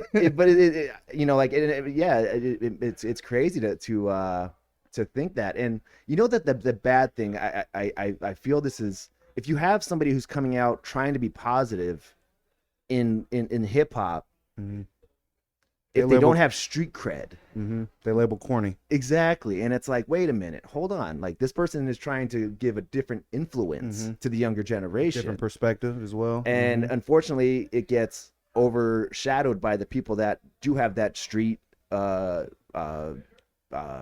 Street cred. I don't know. Materialistic vibes. And unfortunately, that person who doesn't have that street credit will get kind of pushed out of the business, I guess you could say a little bit. So Yeah. it's kind of like, hey, this guy's trying to. Yeah, I have people. a I wouldn't even say a weird take because I know a lot of people feel like this. It's all driven by corporations now. Hip hop is a giant conglomerate of different media, mainstream media.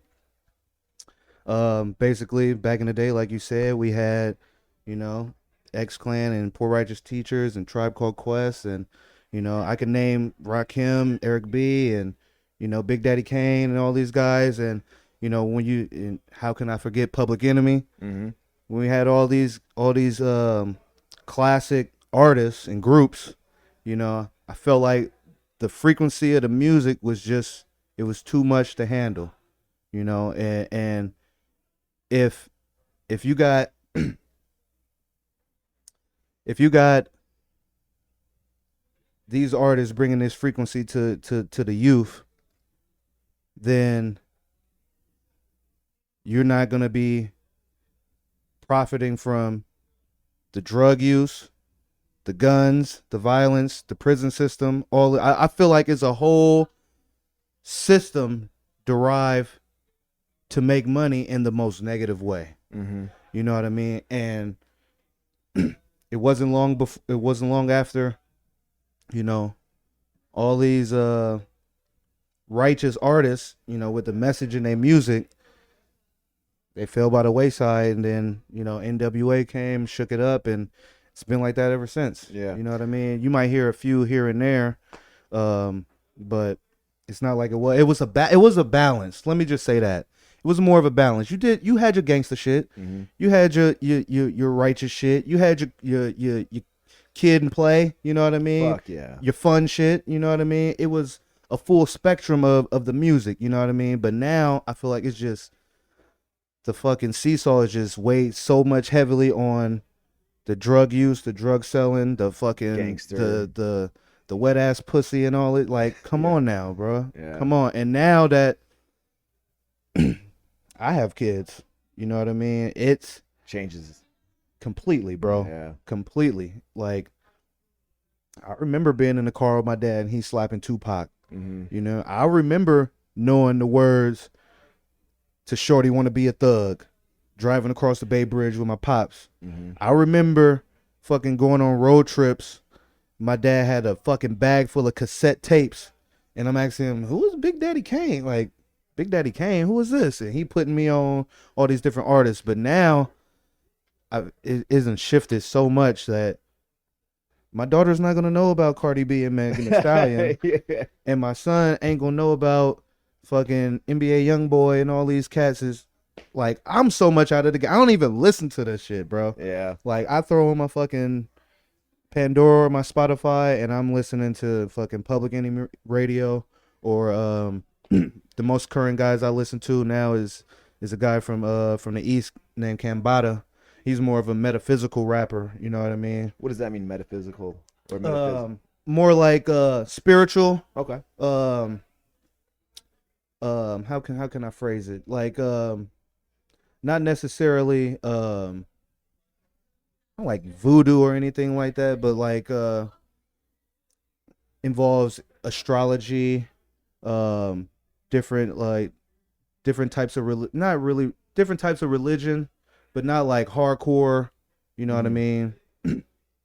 Just he's rapping more about spiritual, religious, earthly, I guess you could say. Yeah. It's not about gangbang. It's not about the streets. It's not at about all. that. That's Not at cool, all. man. He'll incorporate, like, he'll drop some bars where, you know what I mean, you'll hear some gangster shit, but he'll tie it into something completely different to where you got to rewind it, like, Yeah. to even get what he's saying.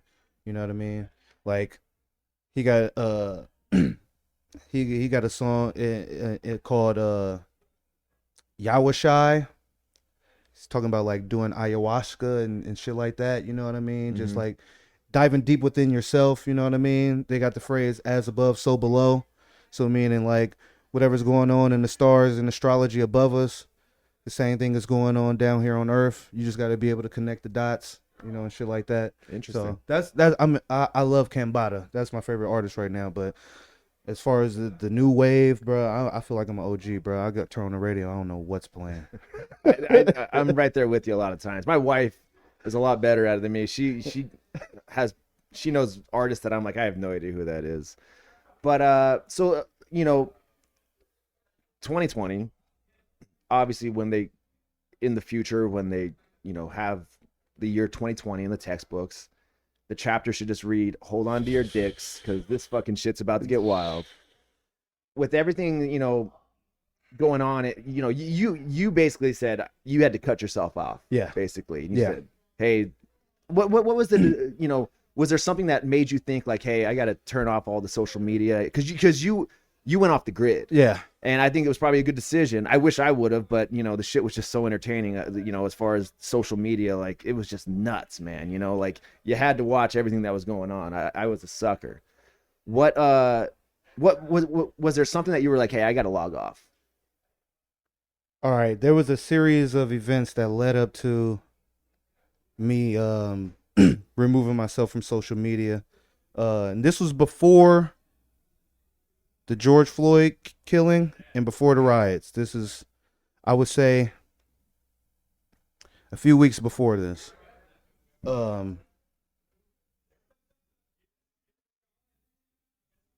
I just noticed how I'm a big hip hop guy. Mm-hmm. I just noticed how easily narratives switch due to social media and mainstream media. Like my first time like really sitting back, shutting my fucking mouth and looking at it, watching with my own eyes, narrative shifts, and seeing that people I love and I'm cool with, people I know, friends, family, associates, peers, wrestling homies, old classmates, old co-workers, like really just show their true colors. Mm-hmm. And that was with the Colin Kaepernick kneeling thing. Okay. So that occurred. And keep in mind, he said what he said. I had no problem with it. My grandfather, my great-grandfather was in the military. My father-in-law is in the military. My brother-in-law is in the military. I love these guys. Got no problem with it. You know what I mean? Respect it. One thing my father told me was to never put my life on the line for a country that don't give a fuck about you. And he told me that as a young kid, and that's the one thing that stuck with me. Mm-hmm. I thought about joining to get a free ride to college and all that stuff, but my dad is in the back of my head. You know what I mean? I noticed how that went from, hey, these kids, these particularly young black males are getting killed in the street, and there's no accountability for it. You know what I mean? These guys are basically getting paid vacations, and they're getting slaps on the wrist. Nothing is happening. And Cap did what he did. He felt the way he felt. And I just watched that shift from police brutality to fuck the flag, fuck the military, fuck the NFL, all this shit, right? So that was the first one. I sat back and watched that. Then I just remember being on Instagram, falling through like this rabbit hole, man. This was when the Versus first started. The Versus that Timbaland and Swiss Beats created, Yes. the Versus Yes, battles, right? And Real quick, anybody that doesn't, it's a channel, like an Instagram channel, right, or something like that. yeah, it started off as an Instagram It'll channel, take yeah. two rappers and just have them kind of play their back and hits, forth, yeah, yeah. play their hits back and forth. Yeah. Basically challenge each other with their hits, but still like showing these guys, giving them their flowers while they're still here. You know what I mean? Yeah. Type of deal. And I fell into this rabbit hole, and I'm pretty sure y'all can relate. Where you see something, you click a comment or a hashtag, and you find something else. Then you click something else, you fall, and you just falling. Yep. And I landed somewhere that I don't normally reside or pay attention to. You know what I mean? You didn't like being there too? No. Yeah. No.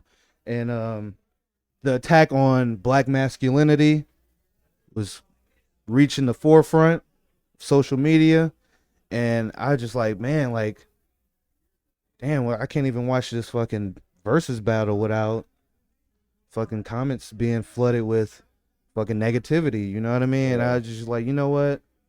I'm done with this shit. Yeah.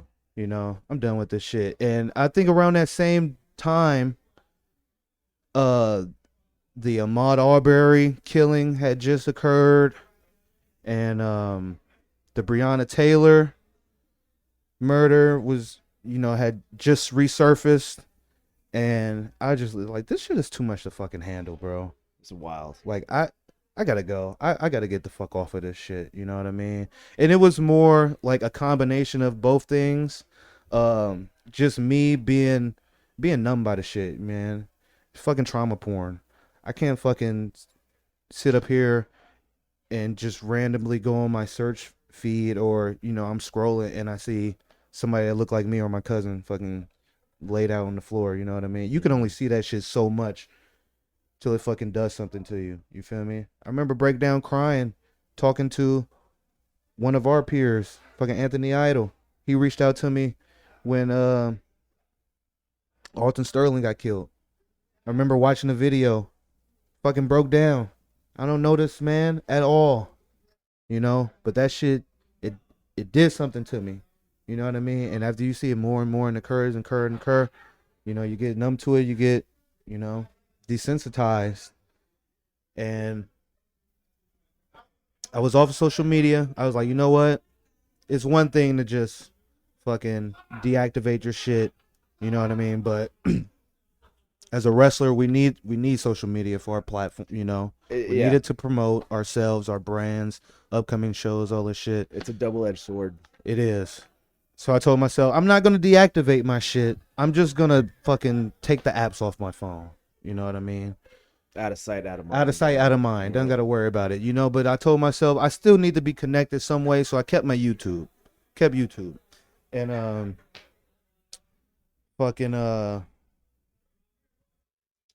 I just remember being outside, smoking on something, and I see fucking link, whatever. Click. It wasn't even on YouTube. It was like my main browser, my home page, and some news station. Fucking man dead, whatever. I clicked it. It was the George Floyd killing. I watched about 2 minutes of it, or however long it took for him to be like calling his mom, and I just shut the shit off. I couldn't take it, and that was the first time I was literally like shaking watching a video. And yeah, everybody know how everything went down after that, man. The riots and everything, and how did you feel about, because there was riots everywhere. There was mass protests, and obviously some of these protests broke out into riots and violence and all that. So I brought, I can't remember if I brought this up on the podcast, but I think I've, I know about the 1960s, the civil rights movement. The way they protested obviously was a lot different than how they did it back in 2020. The Martin Luther King was like, listen, we're going to go in peacefully. And it was very smart because he knew there was going to be cameras there. And if you walk in, obviously you see the protests happening and they're being very peaceful. They're just walking. And then, law enforcement, unfortunately, handled those situations terribly because they would attack. Right. They would attack people that are not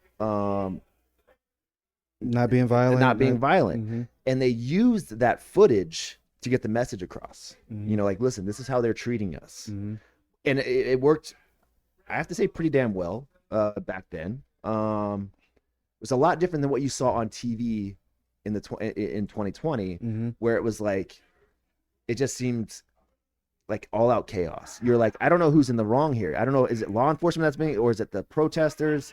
You just see a clash. You just see a clash, as opposed to the 60s, where you just saw law enforcement bum rush peaceful protesting. How did you feel about the way they were handling protesting and rioting and all that kind of stuff? And it was being mass, that was just on every everywhere, channel. right? How did you feel about that? As far as, do you think it was?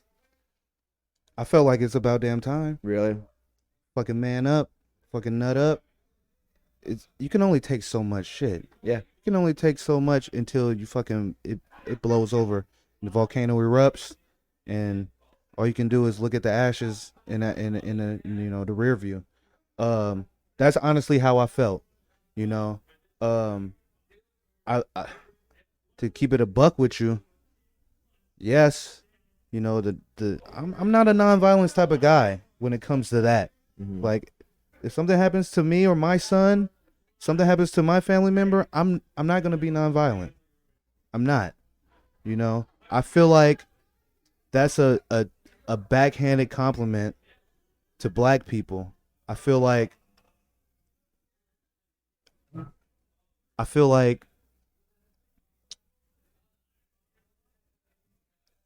why we got to be the only ones to fucking say, no, it's all good?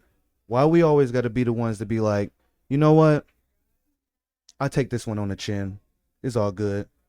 Why do we always got to turn our cheek and fucking, you know, go high when they go low? Sometimes you got to be like, fuck that, bro. That's honestly how I feel. And obviously in the riots, that's how a lot of people feel like, fuck this, bro. And I tell you one thing. I say that, but it's kind of a double-edged sword with me because I feel like that's such an old paradigm and that's such an old way of doing. I'm talking about the marching. That shit, it don't really get. This is me. I really don't feel like it gets much done.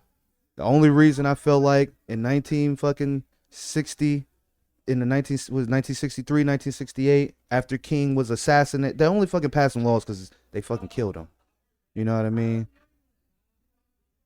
And then with these riots and the marching that occurred, like I was able to just, like, with my social media, me tuning out, I felt like I was able to sit back and watch everything for what it was.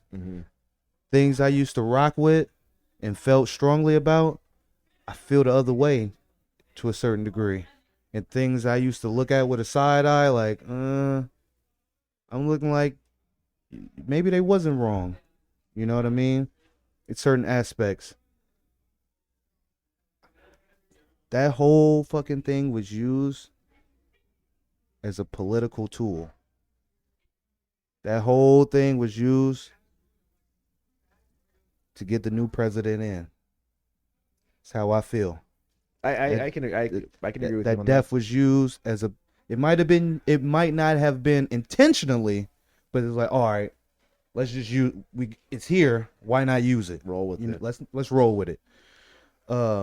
And then on top of that, I feel like out of all that shit, all that destruction, all the fucking the tearing down the statues and all that shit, it was all symbolic gestures. We got nothing tangible out of it. Blacks got nothing tangible out of it. They got fucking streets painted Black Lives Matter. They got street signs named Black Lives Matter. No laws, no legislation, nothing passed. The reparations claim kind of bubbled a little bit during the debates, the presidential debates a little bit. Some candidates was using it here and there. Nothing came to fruition. Felt like it was all symbolic gestures. And then you see the apology tour that followed. I feel like it was all an apology tour. Sorry we did what we did when we did it. We sorry. But we still not giving y'all shit. And on top of that, I seen with my own eyes what I read in 2014 after Trayvon Martin was killed.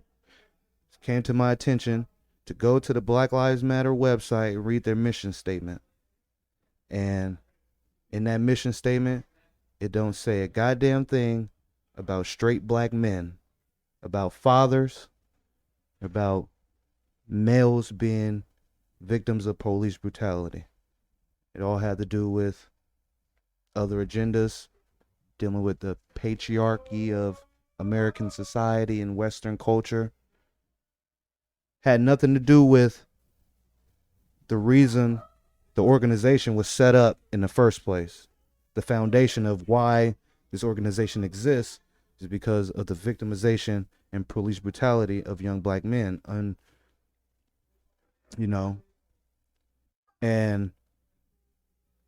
with 2020, I sat back and I watched it. It went from the air and no RBG, it was just a weird sighting, man. And I felt like I was out of place. I felt like this ain't the fight that I want to fight. Like, this narrative ain't the one I was sold. You know what I mean? Mm-hmm. And it just took me back to the Kaepernick thing, how you could see something, you could believe it, and with mainstream media and social media, everybody has an opinion. Everybody can voice their opinion, and be heard, be seen, and a wave of opinions can sway a narrative, and I was like, you know what? I'm gonna sit this one out, because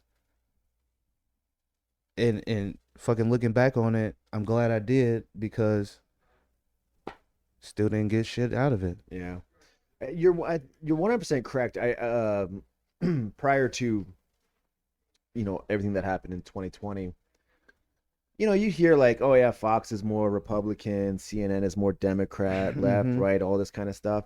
But never was it more clear to me until 2020. I actually saw it for myself. Like, you would go to one channel, it's a different narrative. You go to the other channel, it's a completely different narrative.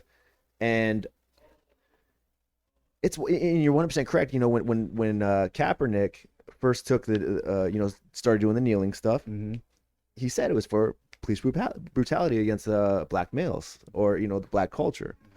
And it got shifted really, really quick to, oh, he's disrespecting the military, he's doing all, and it's to some people, actually a large amount of people, they would fall into that narrative, like, yeah, he's disrespecting this person and that, and really it was disgusting to watch people change that shit, or change that narrative, when it was like, no, he himself said this, this is what it's about, but you guys are making it about this, and it has nothing to do with that over there.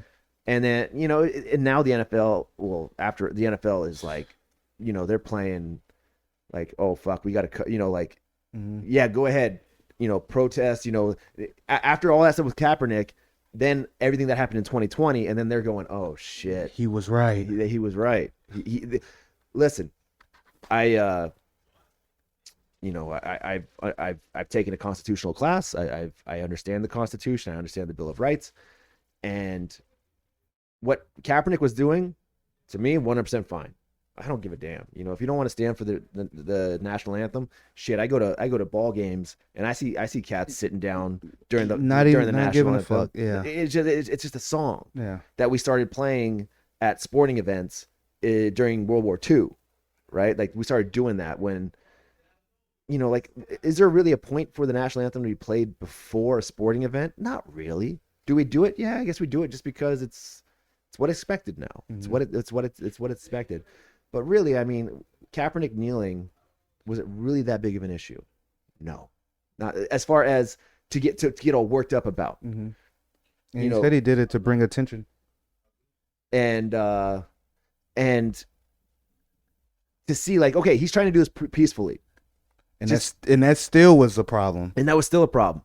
Then you saw the protest happen. And that wasn't peaceful. And then you go, listen, pick one. And anybody who's got a problem with him kneeling, and they got a problem with rioting in the streets, pick one. Because like, if you're gonna have it both ways. Exactly. Can't have it both ways, bro. It's it was a wild year. It was a wild year. I think some good things came out of it, but I also think some bad stuff came out of it. Are we more divided as a country than we've been probably in the last 30?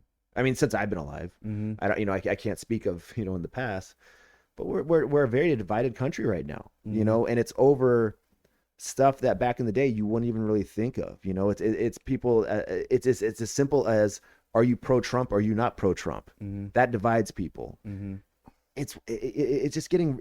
I really, really think that a lot of the problem is social media. It's because people are pushing.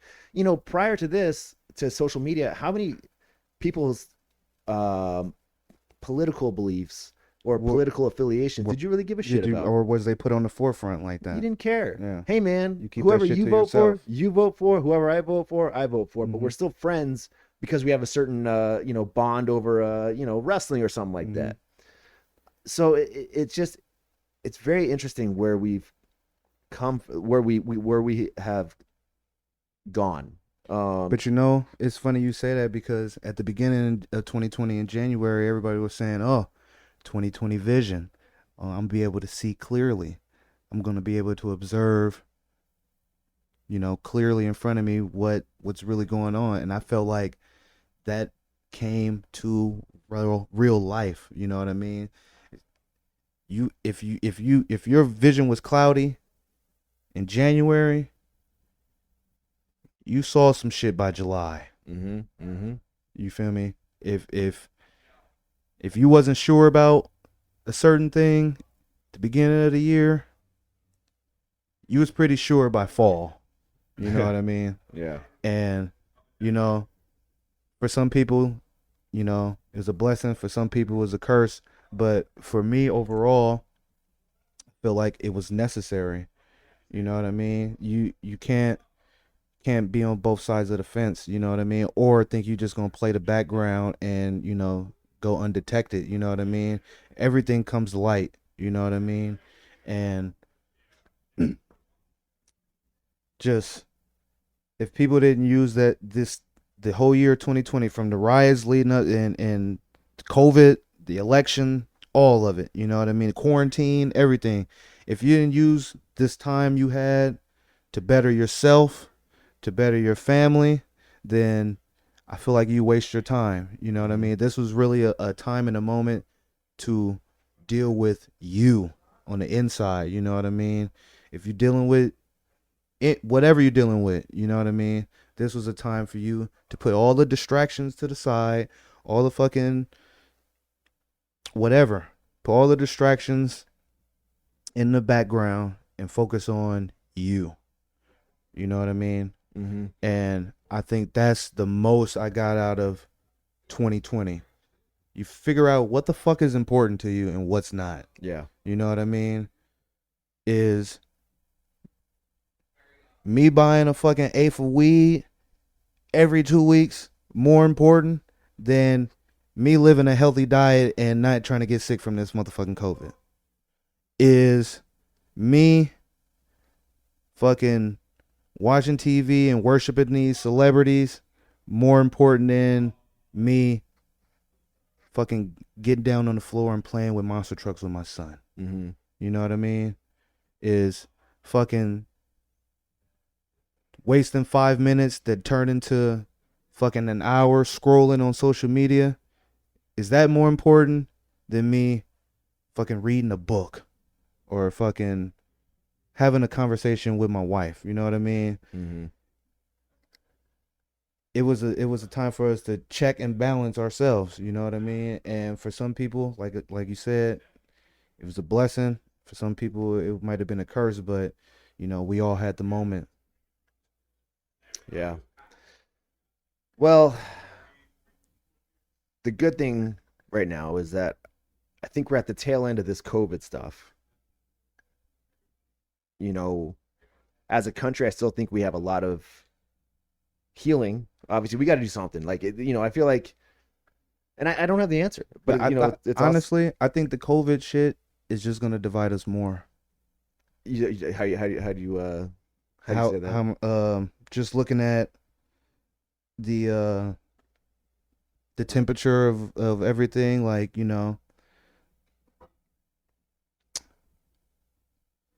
started off with the presidential election. They were using COVID as gaining political. It's a platform to gain political points, sway opinion, and everything. And shit, look at Texas and Florida. They didn't give a fuck. He's like, look, we staying open, all right? We gonna do this. We got this. The rest of the country looking at them like, what the fuck? Mm-hmm. You know what I mean? It ain't too different from somebody that's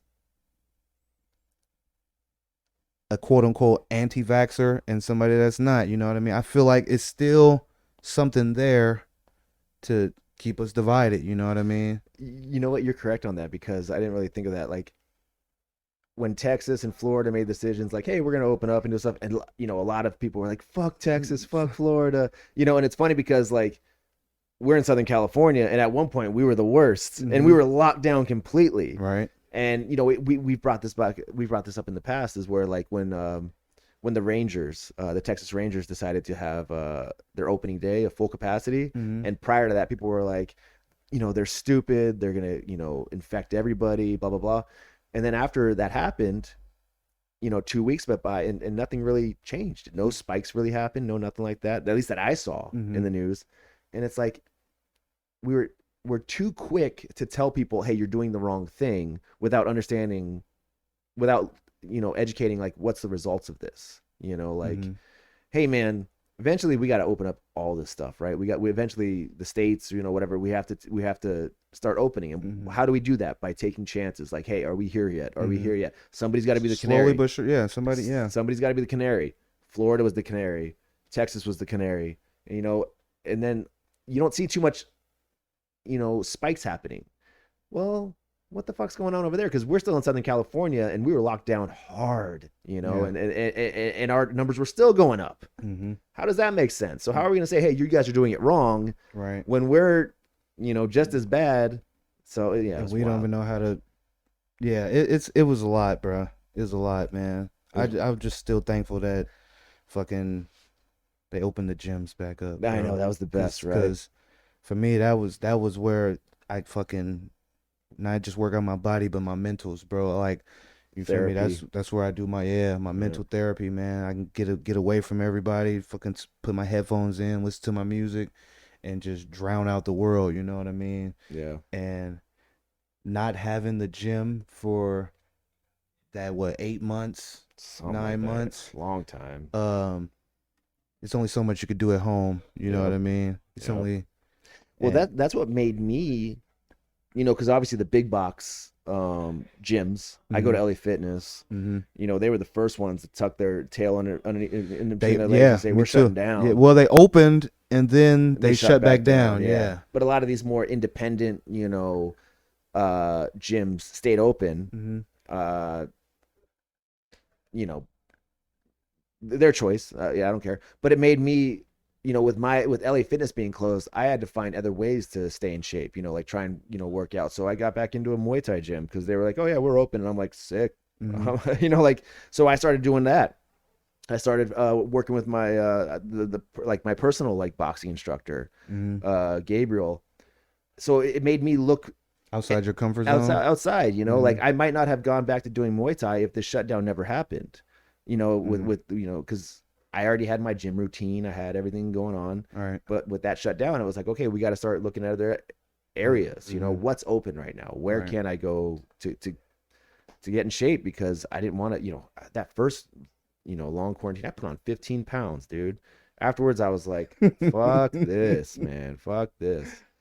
Yeah. So like you said, during that time, you could have either just, withered away, got caught up in the social media and all the stuff on the news and just, or find something, read a fucking book at the simplest, read a book, do something where you go, listen, I didn't have time to do this before. Now I have the time. You want to speak another language? Shit, you just had fucking a whole almost year to learn a language. I don't know. Yeah.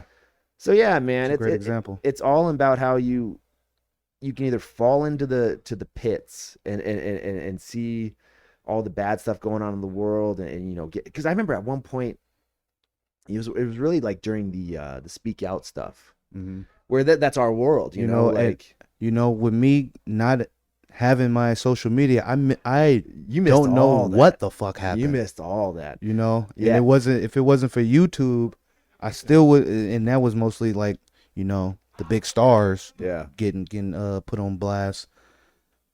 Where we at on the indies, I heard very little, man. Yeah. I missed everything. Well, it's wild. It's almost like, you know, during the, you know, the George Floyd stuff and the protests that were going on, that's, you know, you being a black male, that's your, you know, your people, that's your scene, right? Like, hey, this is kind of, whereas, you know, me, I was kind of, you know, I'm a white male, and I'm just kind of like, listen, people were like, hey, make a statement. And it's like, what do you want me to make a statement about? Like, I'm a white male. Like, am I against police brutality? Of course I am, you know?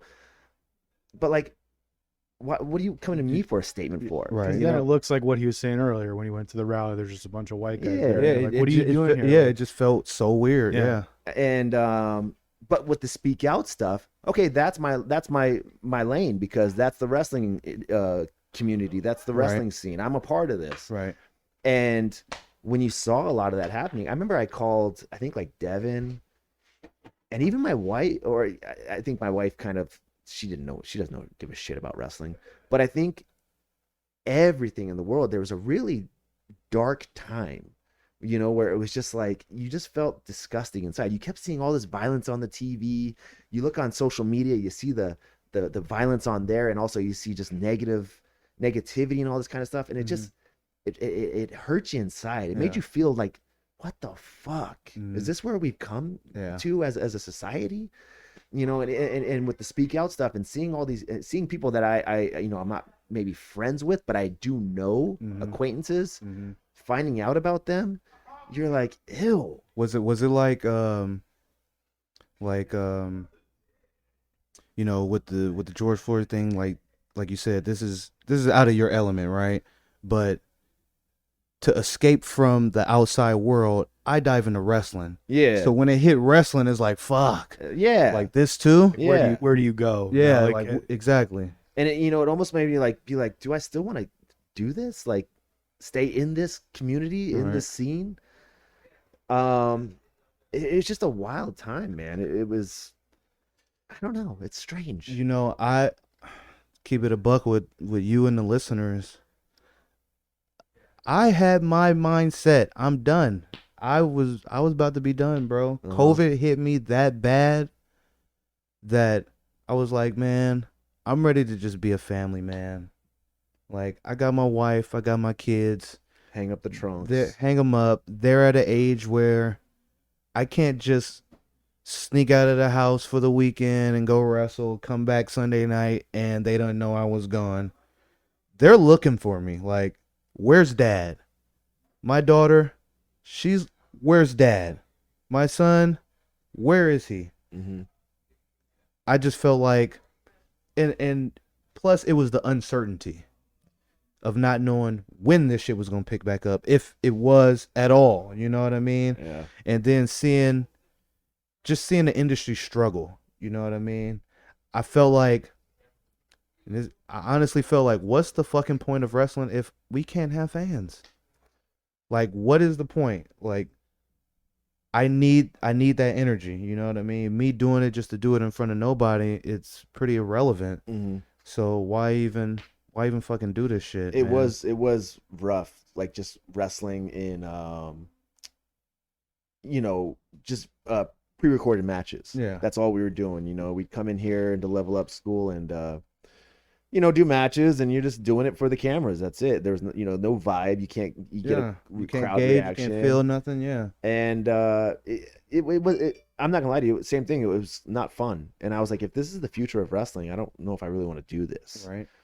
But you know, then we finally started getting in front of crowds these past couple months, something like that. So it's like, oh, that's right.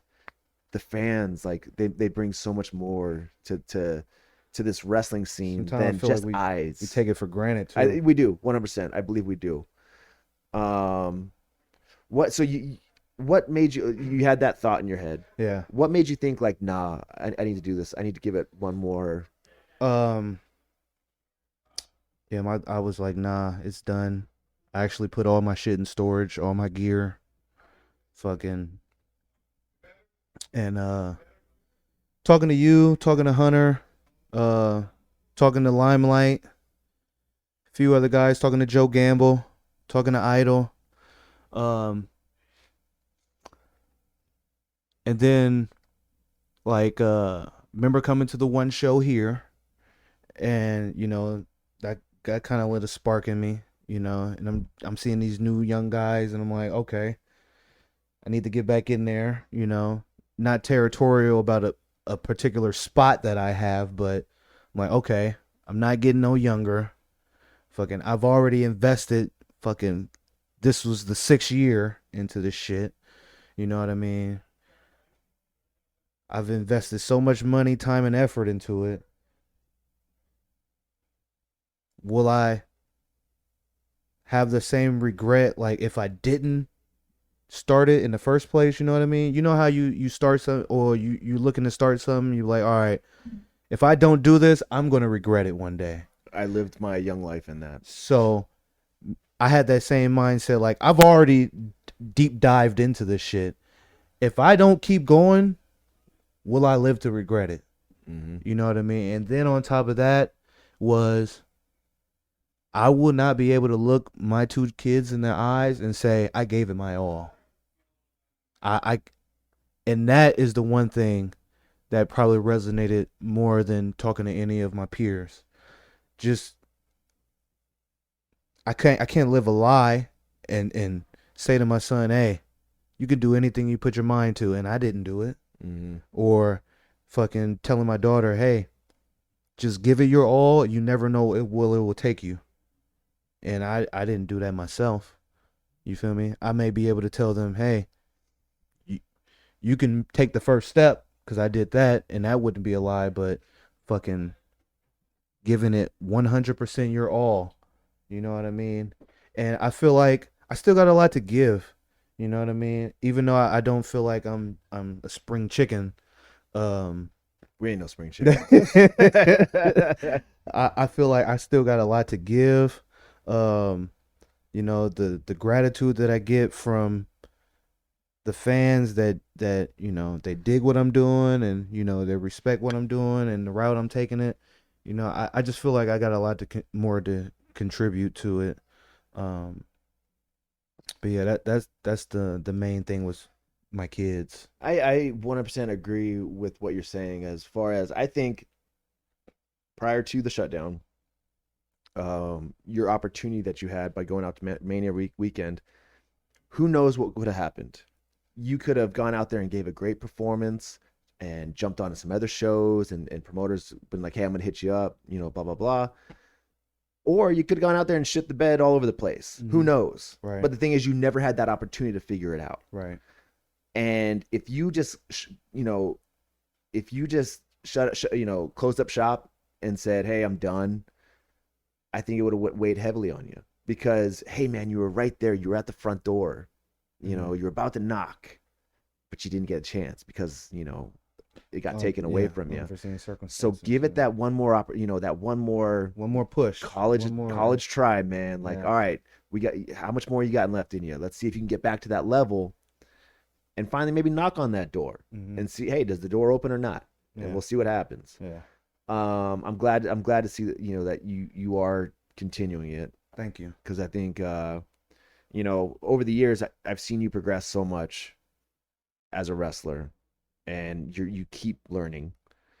So yeah, man, I'm happy to see that you're coming back, and I'm happy to see that. Well, I'm happy to be your return match. Thank you. Yeah, I'm happy to be your return match because you and I can put on a good match. Yeah, man. We got some good chemistry, bro. We got a few matches. And the funny thing is even when Julius and I fuck up, you can't tell. You remember the dive? Dog, I know both dives. So Julius was a part of one of the worst matches I've ever had in my life. I don't know if you remember this. You remember the triple threat, you Nestor and I? No. Okay, was that the Delmar Fair? It might have been at the Delmar Fair. Oh, that dive where I've never caught you on that crossbody. I've always hit it. No, you talking about the one where I just fucking okay. So here I'll set it up. No water in the pool. No water in the pool. So yes. So we're I believe it was the Delmar Fair. Yeah, it was. Yeah. And this is a few years ago. Julius, SoCal Crazy, and I have a triple threat. And I don't know what the fuck we were thinking. We were just young and trying to do stupid Young shit. and hungry. So I used to do a thing where I'd run up the ropes and do a crossbody off the top. So here's the beginning of the end. You and SoCal Crazy go to whip me off into the corner, and I was gonna run up, and I think I was gonna backflip onto both of you. I was gonna do a moonsault onto you, both of you standing. Mm-hmm. I completely missed my first step on the second rope, and I fall right through the goddamn ropes. And I'm like, oh, I feel like a jackass right now. So then something else happens. I remember three things that went wrong, and I'm sure there was a lot more that went wrong. But the first thing was me missing the ropes as I was running up, and I fell right in between them. I looked like an idiot. And then something happened. I was supposed to catch you for a crossbody. You went too early. Yep. And as soon as I turned around, all I see is you falling straight onto your face. Straight onto your face. And I'm like, he went, because my back was to you. No, and our backs was to each Yes. other. So Julius used to do the old Owen Hart on the apron, hop Hop up to the top with my back to the ring. toward to the ring, and I would do a 180 crossbody Yeah. into the ring on my opponent. So I turn because I know I'm supposed to take a crossbody, and right when I turn, Julius is hitting the canvas. I just jumped up and didn't look back to see where you was. I just jumped and went. And that feeling midair, no, like I'm not eating shit. and then I did the tornado kick on Nestor, and I kicked him so hard in the fucking head, so hard. And I just remember getting on top of him and going, I'm so sorry. And he just goes, I'm fine. Dude, I kicked him straight upside the head, man. I felt so bad for it, man.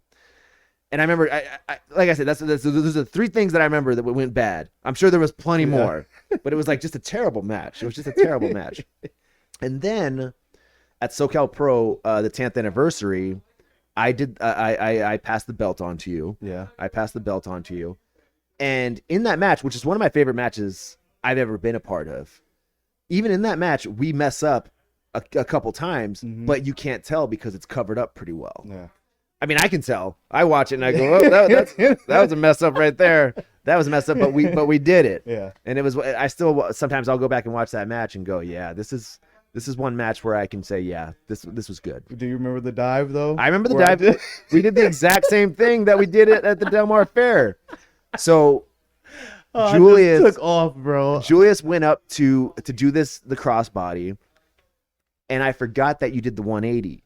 That you went up and you turned your back towards the ring.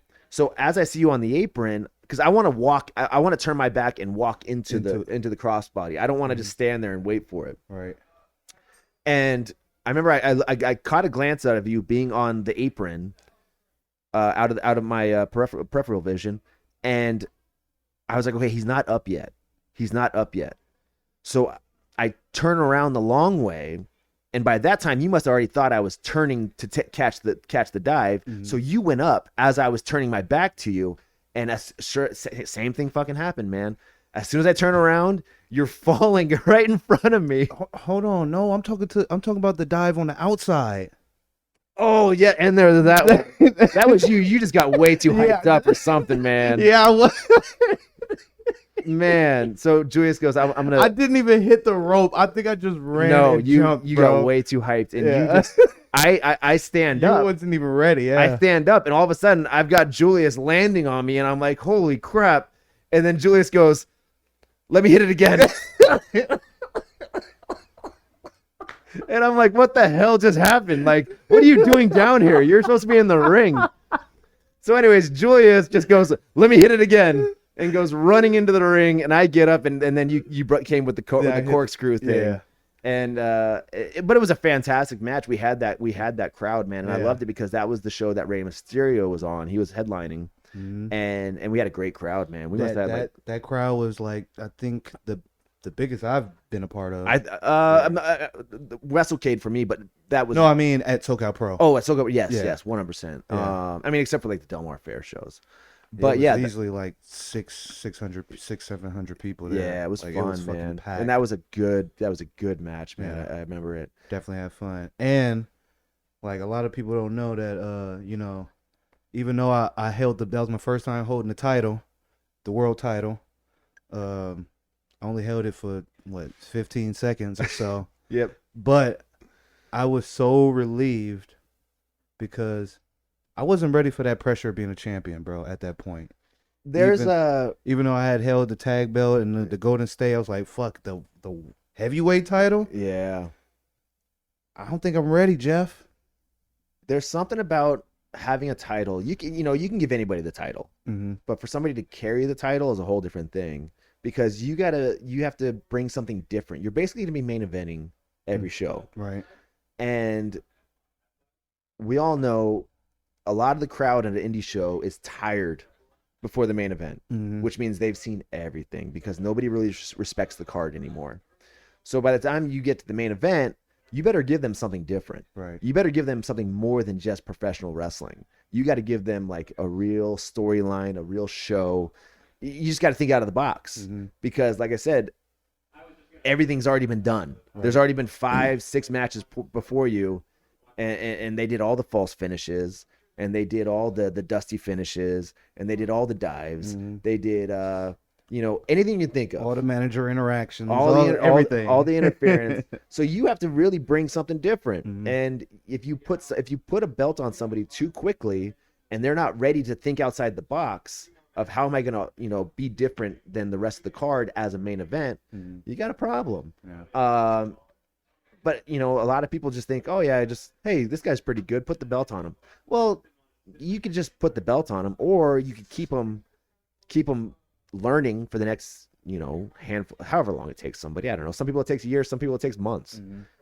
And really, that way, when they get the belt, you got something a good package here going on, because they've learned how to work the crowd.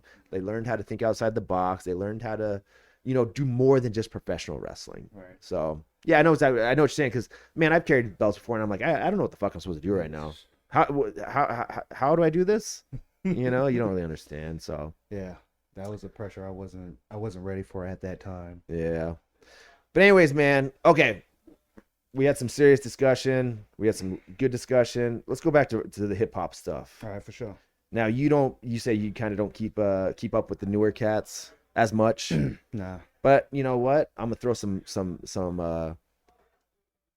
groups. It might not just be in hip hop, because I know you like you can like Raw. I used to aggressive inline skate. I played Tony Hawk. I was an aggressive inline skater too, my friend. I had Rosie's. Remember Rosie's? I had Oxygen. Yeah, I had Oxygen. Yeah, I had some K2s. K2s. Yeah. Yep. Back in the day. I won one competition. Your boy was hot. Your boy was hot on the streets. All right, here we go. Let me ask you: was you more of a vert skater or street? Street. Yeah, I never got into the vert stuff. I could skate a mini ramp and all that, but once that ramp got up to above 12 feet, I was like, "Fuck you!" That's a long drop in. Like being at the top of a vert ramp where you actually see it go in. Yeah. You're at the very top and it goes in. Yeah. And you're like, yeah. Right. I don't see how this is possible. Right below the coping. Yeah. I don't see how this is possible. God, inline skating, that's not around anymore. You know what? I don't know how, but after I reactivated my Instagram, I was able to take out all the shit I didn't want to see. Uh-huh. And now my whole feed is nothing but wrestling, working out, and inline skating. Really? Yeah. Interesting. Yeah, I knew all them cats. Aaron Feinberg, remember him? Big skater back in the day. I had a few tapes, man. I like guys like Frankie Morales. I remember that name. Fucking Trey Powell. San Fran had a huge inline skating community. I remember watching San Francisco, the Bay Area. I would say, well, when I was growing up, it was more of a no. Like skateboarding had completely taken over. Yeah, I remember. Yeah, I was like the only person that really skated in Ramona. See, when people say skate, they mean skateboarding. Skateboarding, yeah. Yeah. So when you say skate, I'm thinking, skateboarding, but rollerbladers, inliners, I used to always get hit with the fruit booters. Yep. All the kids used to, and I'd be like, whatever, dude. Yeah. But I used to roll with because I would go rollerblade with the skateboarders. Yeah, because they were my friends prior to same thing skating anyway. You know what's interesting though? Like, I used to do that in the hood, bro, in the fucking most dangerous parts of the city. Fucking, and that's kind of what kept me out of trouble too. Like some cats would see me, you'd be like, "Oh, leave him alone. He just a skateboarder. He just a skater." You know what I mean? He ain't with the shit. You know what I mean? And that kept me out of trouble. It kept me from getting targeted. Back in the day, yeah. I remember you told me a story. So you used to have to ride the bus in high school, and then there was a certain area where the bus looped around. Yeah. And you would have to get off and then walk over across. It depends. It depends on what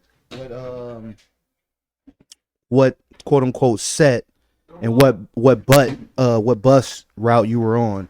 So to get to my high school, I have to catch 3 buses. And what's interesting for me, and even looking back, it's fascinating that I was cool with at least 2 people from every notorious set in San Francisco. And when he says set, that means a gang. Yeah. Or A set of the gang. public housing projects. Oh, okay. So like just my whole upbringing, I look back and it's fascinating I even fucking made it to where I'm at now to be able to wrestle. Yes. See, I never had to get off the bus, walk over to another area to get Like back literally on. like the bus the bus go up a hill, stops at a stop sign, makes a left, and it's probably like a 5-minute trip from that left to where it goes through the complete fucking housing projects and lands on the other side. So if for some reason you wasn't cool with that set, you didn't know nobody, or you were just scared, didn't want to, be involved or nothing, you would get off the bus at this stop, let the bus go through the project, and you would probably walk up 2-3 blocks within that 5 minutes and get back on the bus. That's wild, at the end. man. Yeah. That's wild. Yeah, I've been in situations where fucking mistaken identity.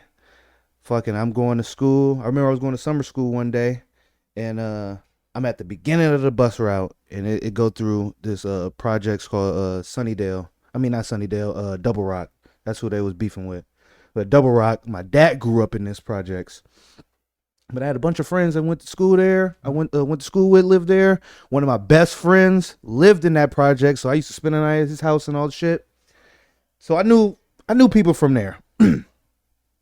Just remember getting on the bus. I'm sitting on the back of the bus, got my headphones on, and I swear about 15 dudes run on the front of the bus, fucking ready to get me, bruh.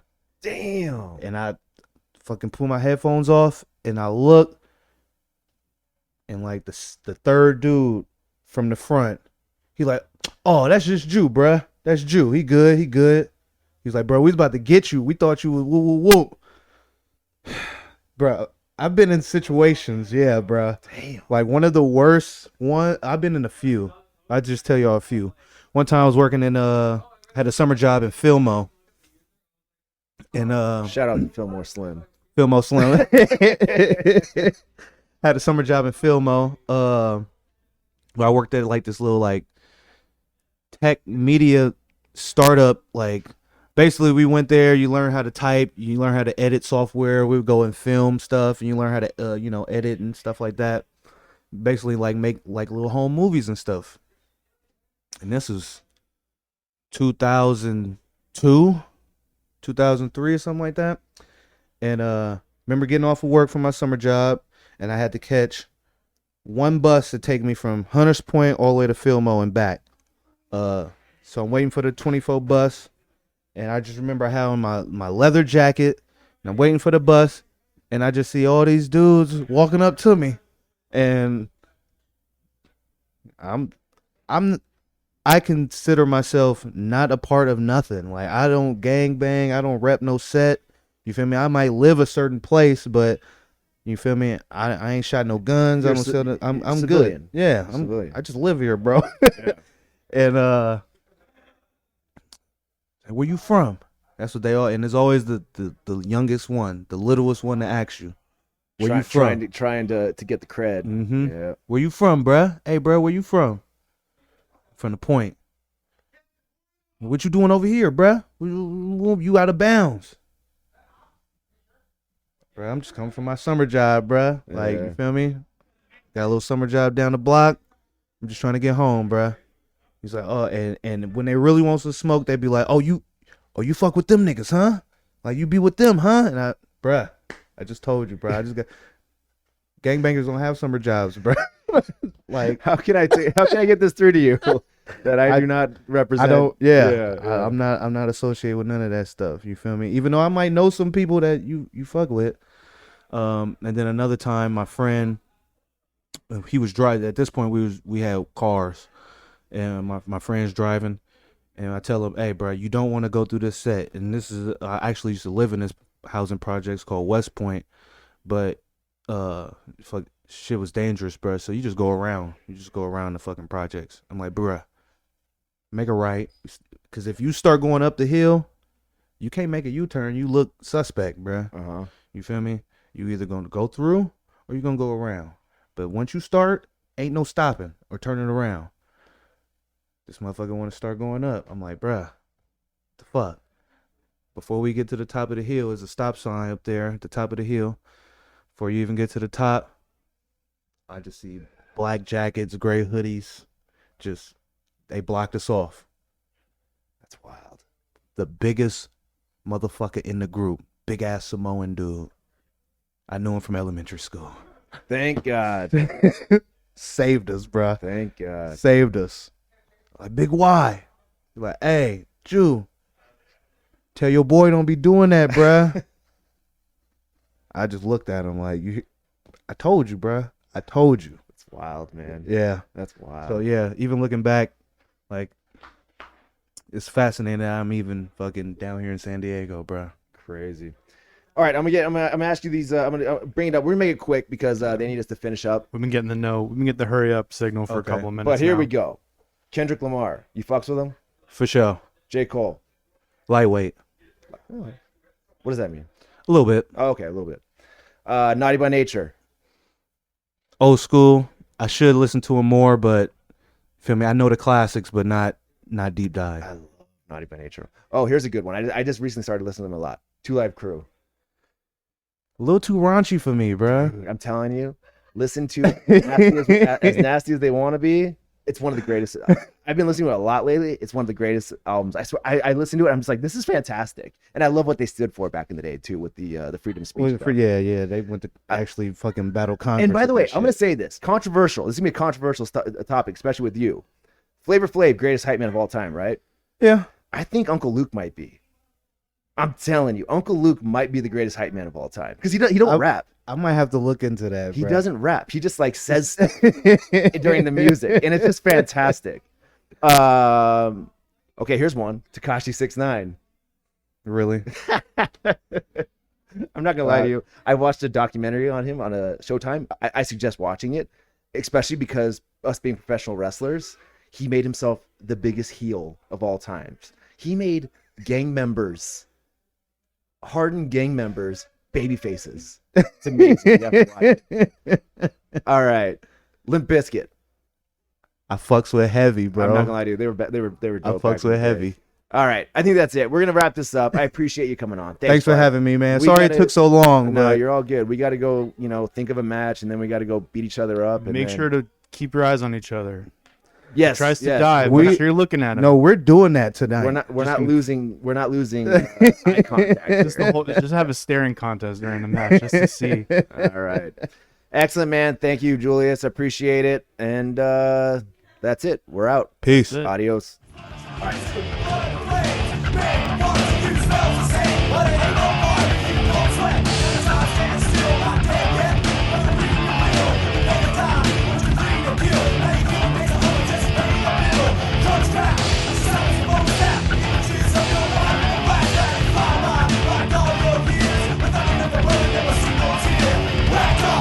You're gonna die, you're gonna ragdoll. You're gonna die, you're gonna ragdoll. You're gonna die, you're gonna ragdoll. Ragdoll.